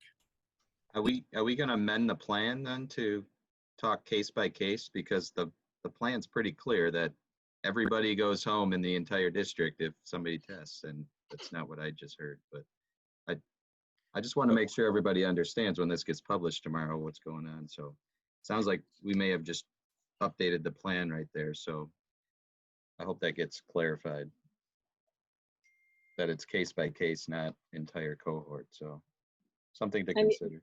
You've planned for the changing of classes in the secondary level? I know you want minimum movement, but I'm not sure how that's going to work. Yeah, it would be next to impossible to not have students not change classes. So we certainly could look to make changes to that, but that's going to require students being essentially fully remote because we can't, there's no way that we're able to do that in the secondary schools. And we certainly don't want that. And based on the advice of the health commissioner and what we've been, working with medical staff, is that if people wear their face coverings and they, follow proper protocols, we'll be okay. I got a question on back to the beginning of the plan where basically all parents have 1 week to go into school tool. Mm-hmm. If somebody doesn't make a choice and we're not able to get a hold of them, are we going to default them to remote learning or in school learning? No, we're going to assume that they're in person, but we're going to get a hold of them because we're going to be making phone calls.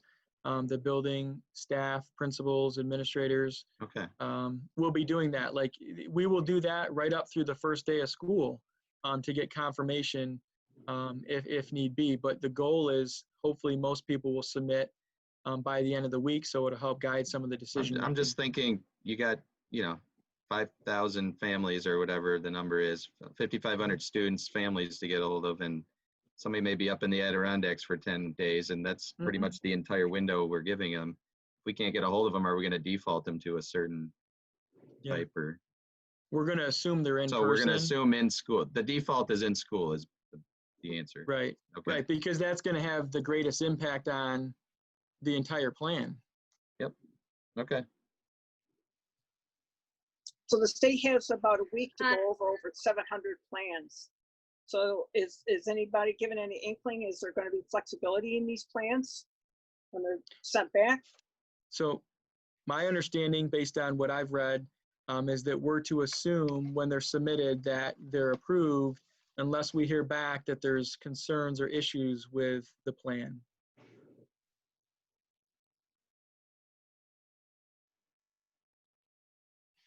Are there other questions tonight from the board members?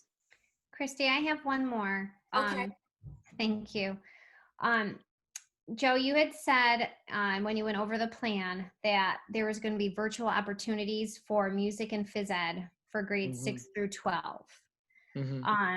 So is there going to be opportunities for, like, especially with the music piece, for kids that are in 3rd, 4th, and 5th, or 4th and 5th, because kids usually start in 3rd grade with orchestra? Is that going to be a possibility? Yeah, there'll be the same possibilities. It might be virtual in nature. Like, for example, it'll be looked at and revisited. Like the ensembles is the largest concern because of the guidance from both the Music Association and the state ed and the health department with the blowing into the instruments and just the singing in general. So we certainly are looking. I mean, we have the staff, and the staff will need to help support those students with that interest. Okay, so that'll be virtually 3 through 12. Grades 3 through 12. Yes, for the yes. Okay. But thank you. but there's, just to clarify. Yeah. You're asking a lot of real specific details, which there are at the elementary level. Okay, there are the general music classes. There's the orchestra. There's the strings. So we know that we can probably make strings work because there's no blowing into an instrument. There's no vocal. So that's possibly likely to happen with lessons, depending on student schedules.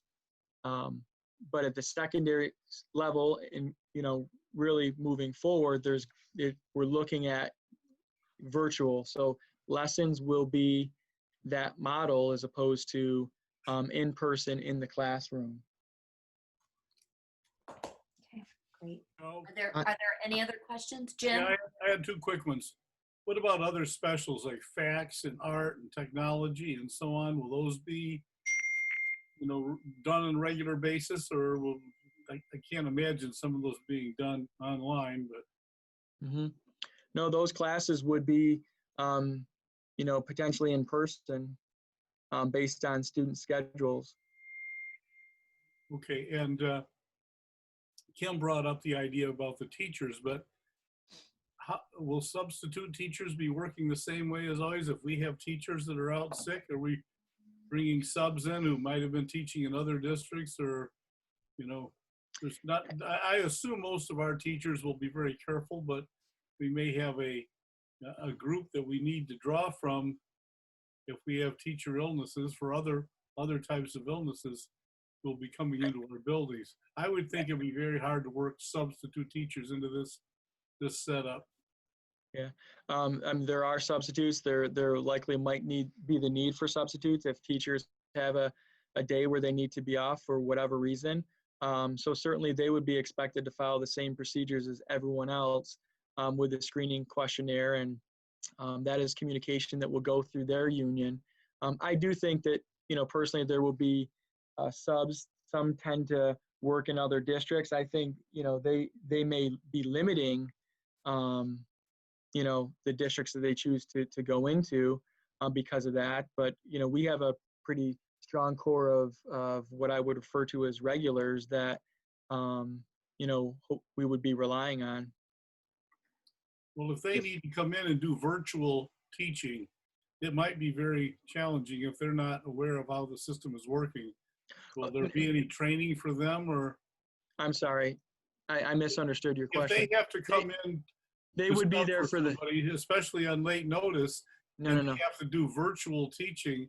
That might be very challenging. Yeah, that would not be feasible. They would be for the in-person instruction, and we would have to work and we'd have to communicate with the families that the teacher wasn't available if they were a virtual teacher. I'm glad you're figuring this all out, not me. We appreciate that. I need to go back to the 3-on 3-off for a second. I just, Brandon, can you hold just one moment? We're going to have a request to speak portion of the meeting. Oh, sure. Okay. Yeah, just hang on there. Are there any other questions from the board? Yeah, I just have one. I see a lot of questions, and I try to find this online. Is this something that we vote on, or is this something that just the districts decided and it's being submitted tomorrow and it's done? Some school boards approved theirs, others didn't, and I couldn't find anything from the state whether this needs to be approved by the board. I think that was your lead into your summary there, Christy. Okay, I just want to ask two things in summary. One, if we have a lot of participation from families tonight, and we've asked a lot of questions and you have patiently answered them, and we really appreciate it.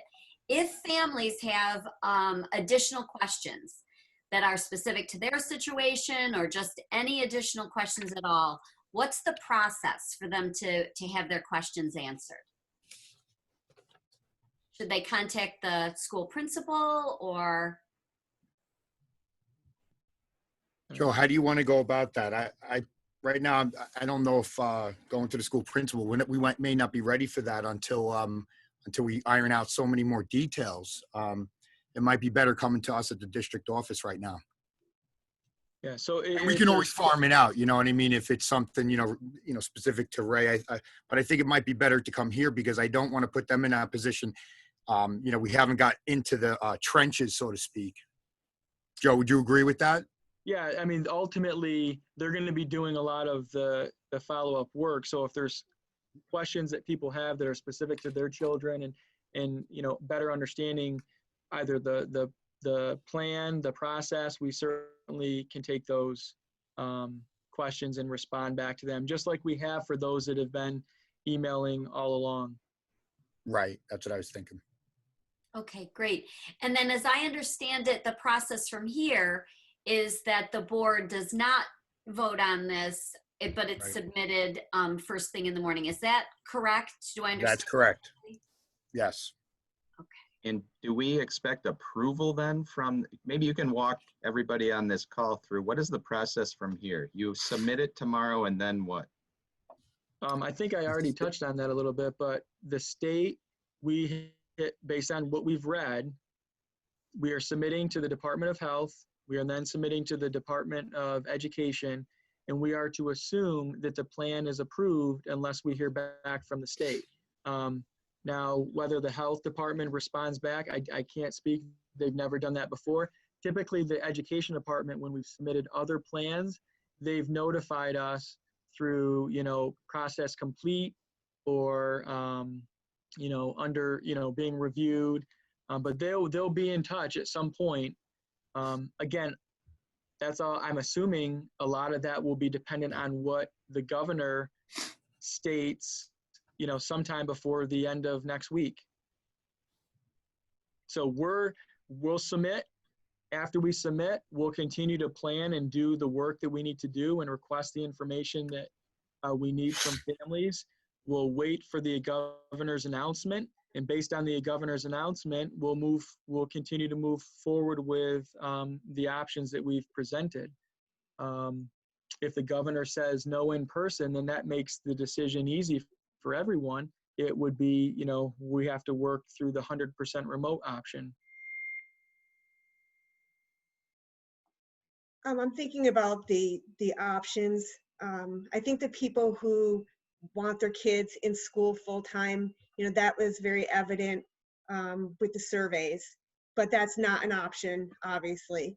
And then those who want to keep their students at home because they have their own circumstances, they don't want their children exposed potentially to infect family members. That's very clear. But looking at the comments on this group chat and seeing other things on social media, I am very concerned about the model that we are going with. So my question to you guys is there flexibility if this plan is submitted to the state and this ends up, we get a lot of feedback from the community that this is not working? Is there any flexibility of changing our model midstream? I know that would be a lot of work, but if it's not working for people, I'm looking at these comments, what are we allowed to do based on the state guidance? What we submit, we're stuck with. Is there flexibility for modifications to that hybrid model? Like I said, those who want one and both extremes, that's fine. There's options, but not for the in-school. But that hybrid, that seems to be the big sticking point looking at these comments. Jen, I think we have to be a little bit careful on that though, because I think if you look at the comments, there are comments that go both ways. And I think that we have to be very careful about saying that right now. I'm just and I know that there's not an answer to that. I think the question becomes, do we have flexibility to change it? Correct. Not to say that, the majority of the people feel that this isn't the answer. I'm not suggesting either one is better. I'm just saying, I think we have to be cautious about that right now. I think it depends upon the situation that every family's in. I absolutely agree. Unfortunately, we were giving two models. We weren't given any other models than what were given on those surveys. I think people chose the best out of two that aren't great, especially with people who work outside of the home and need to worry about daycare. I have kids who are a lot older. I don't have that concern. They'll be able to fend for themselves, but the ones with younger kids, I'm not sure if we gave them all of the options that we could have, that's all. Yeah, and I will say, I think looking at the comments, I understand what you're saying, Kim. I do think that there's more that are very concerned with this 3 on 3 off. Yeah, I would just say though, I don't know how you shift shift streams that quick. I mean, there's a lot of planning about to happen that will not just shift that easily, It's going to be very, next week or something. So it's going to be very difficult. If anything, the phase-in plan would be to ultimately get all students back into full instruction. I mean, that's been part of the thought process all along, depending on where things go. And I would also just point out, and I completely, we've reviewed data, we've gone through things, we've talked to people, we've had emails sent to us. This represents 300 people. I mean, I got kicked off and I couldn't get back on. Our district has over 5,500 students. So there are people, and we respect certainly their opinions and feedback, and we take those into consideration. But this is a small portion of our entire group.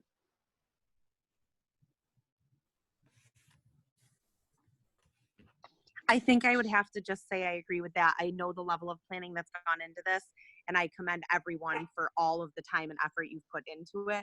Nothing is going to work for every family, but I truthfully, and a number of other people also, didn't even know about tonight's meeting until I saw someone post about it on Facebook and asked her to send me the information. But otherwise, I think there are a lot of people missing out on a lot of important information, including tonight when it's being released tomorrow. But I think a lot of people could have benefited from being able to participate in this tonight as well. Okay, thank you very much for those for that feedback, and I hope that those who had the opportunity to participate tonight will share some of the information that they heard. And Joe, I was wondering, are you able to reclaim the host? Obviously, I'm not doing a very good job here. No. It's your meeting, so I just want to make sure when we end, just don't close out completely, so that we can at least capture the chat too. Okay, maybe you can work me. So just don't end the meeting for all of us until. Okay, all right, great. Yes, if you can walk me through, that is wonderful. I know Brandon wanted to speak to us, and I did want to ask Jamie, did anyone file a request to speak note with you? That would be Tiffany. Tiffany, sorry. Yeah. Tiffany, did anyone file a request to speak? No, they did not. Okay, great.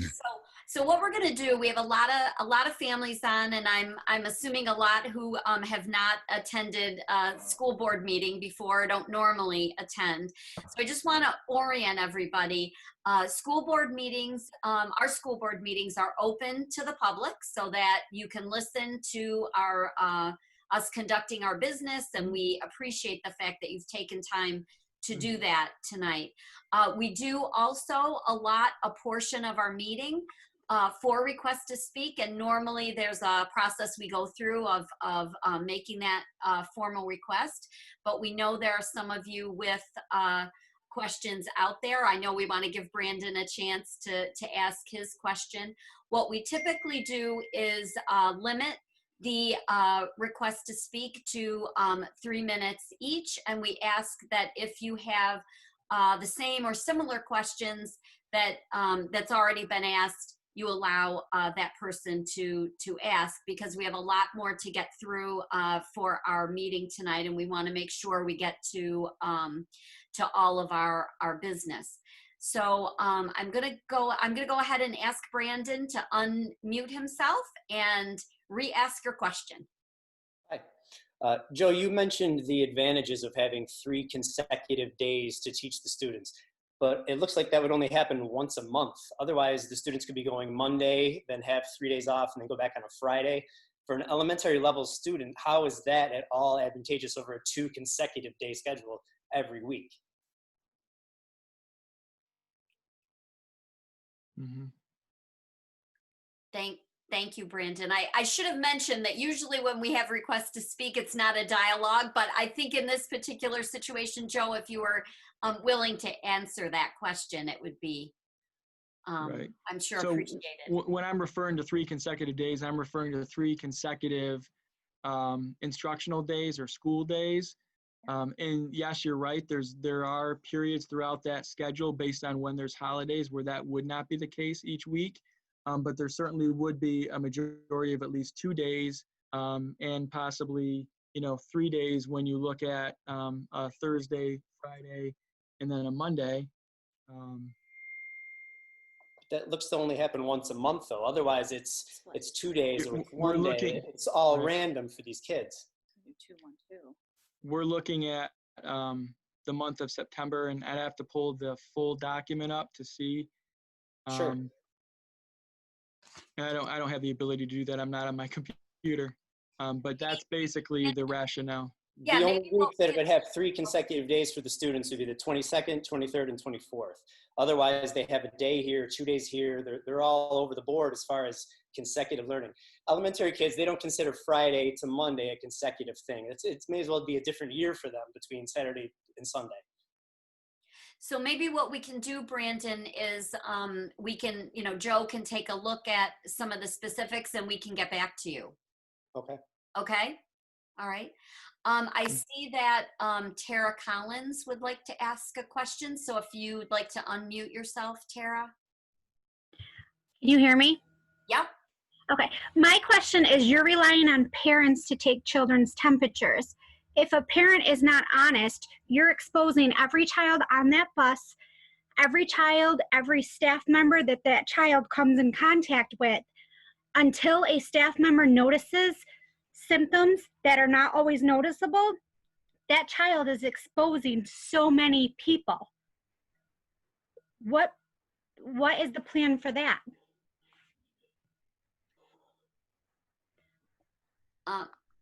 And maybe, I don't know if, Joe, this is more appropriately answered by our healthcare professionals. So I don't know if we want to ask Julie to, Yep. perhaps get back to Ms. Collins. Yeah, we can certainly do that. Okay. All right. Great. Well, I would like to thank everybody for all of the participation tonight. I really appreciate it. I think we had a lot of good questions. I think we had good questions from the community, and I really appreciate Joe and Matt, you thoroughly answering, every one of our questions. And then of course, sharing how families can get, any additional questions answered. Really appreciate it.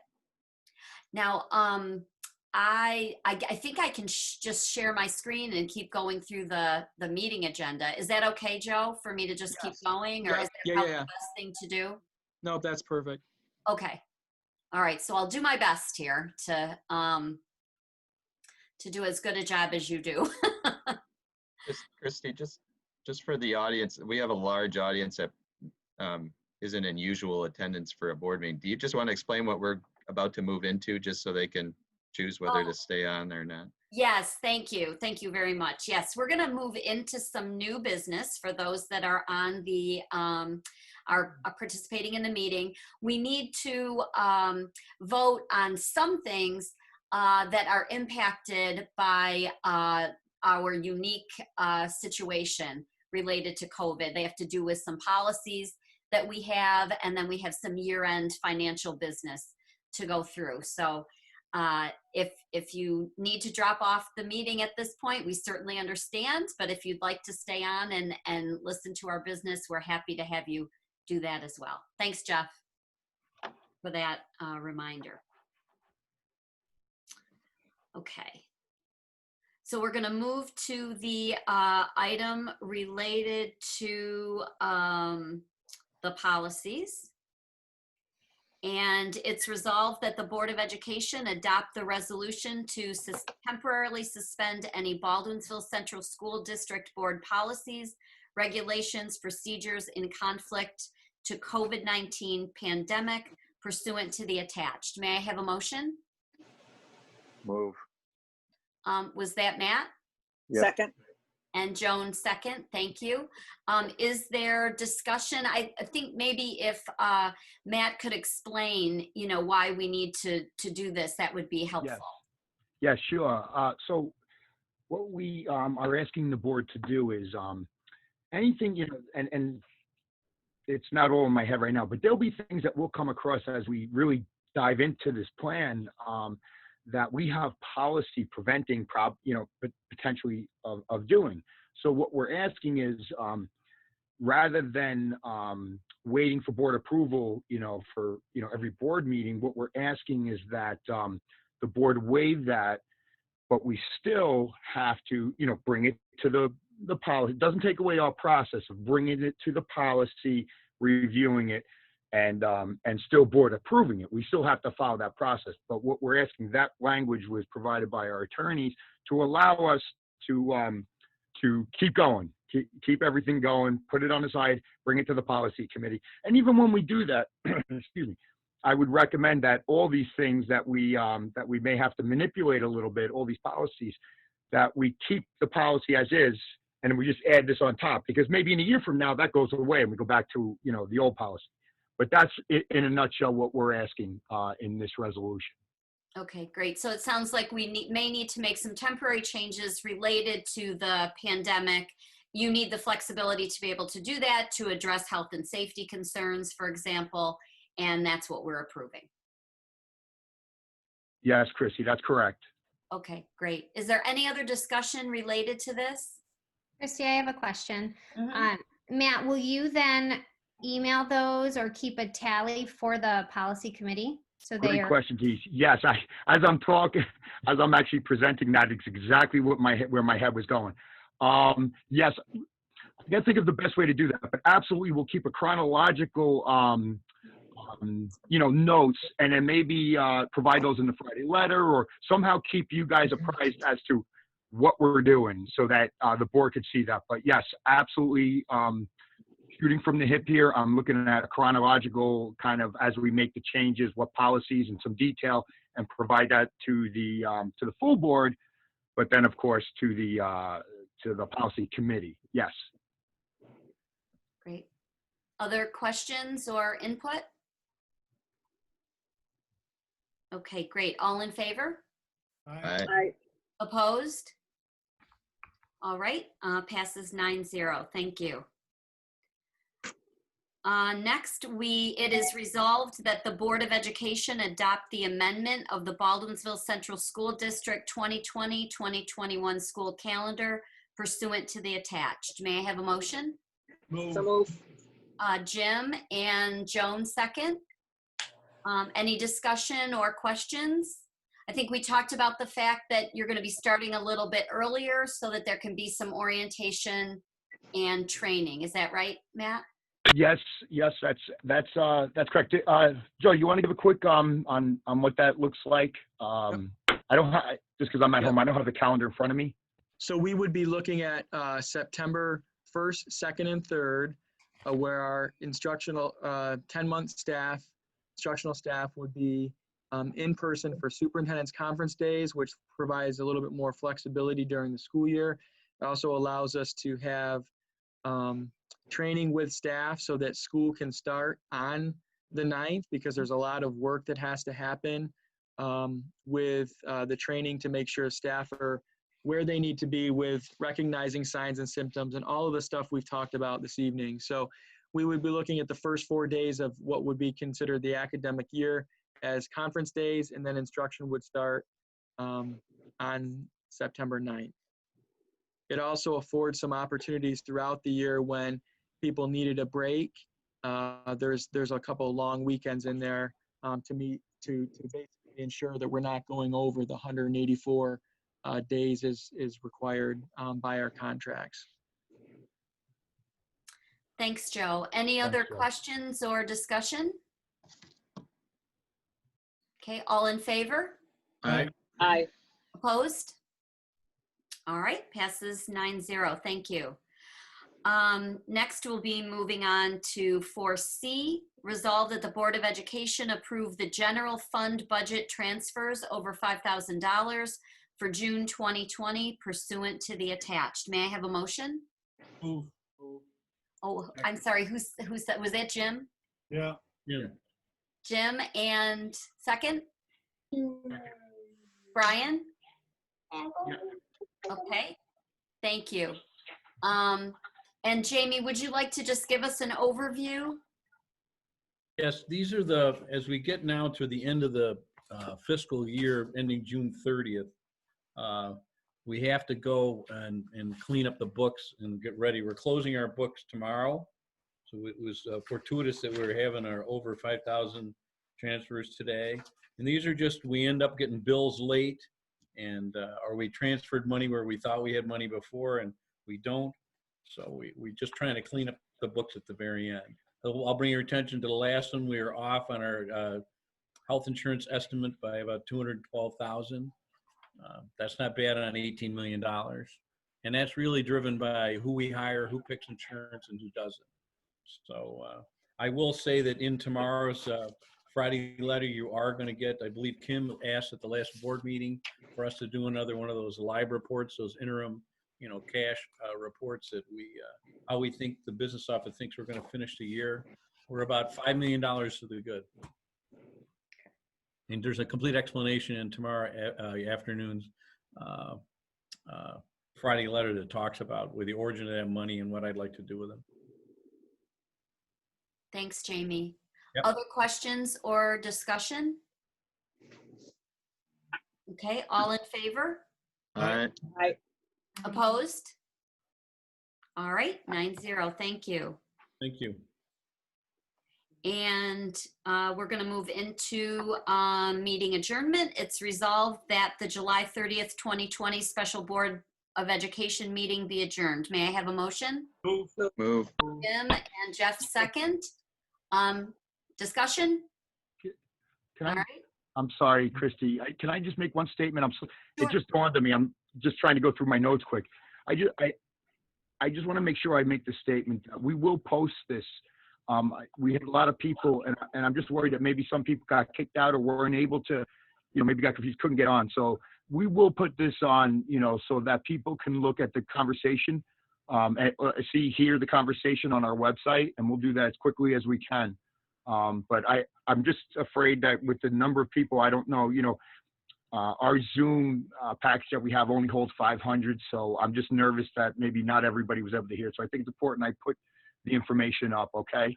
Yeah, yes, thank you. I wanted to make sure I just said that to people that are listening, and I'll somehow communicate that again. Okay, great. And I've been recording, and maybe I'll stay on, and if Joe can stay on, you can talk me through how to make sure everything is saved. Yes, I will do that. That's what it's giving me my name. Yeah, if you and Joe could just stay on, and then so we can capture the chat. It's hard for me to do both, so at least we can review those tomorrow and answer questions, put things together. Okay. Sounds great. Matt, on that topic, Matt.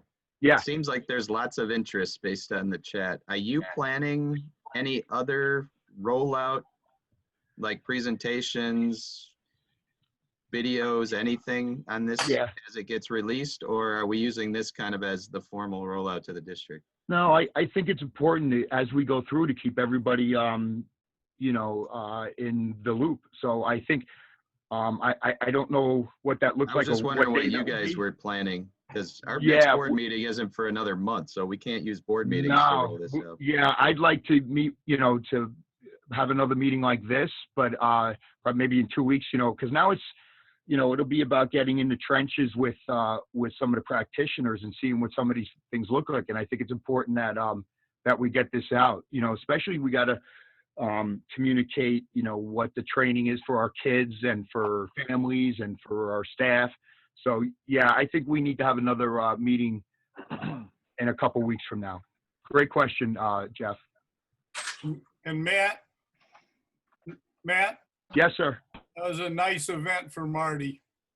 Oh yeah, thank you. Yeah. It went well. We posted up. I put something together in my Friday communication for the community. But yeah, he'll be missed. He did a lot of great things for our community and for Baker High School. So yeah, thank you. Anything else for tonight from the group? All right, great. Well, all in favor of meeting adjournment? Aye. Opposed? All right, thanks, everyone.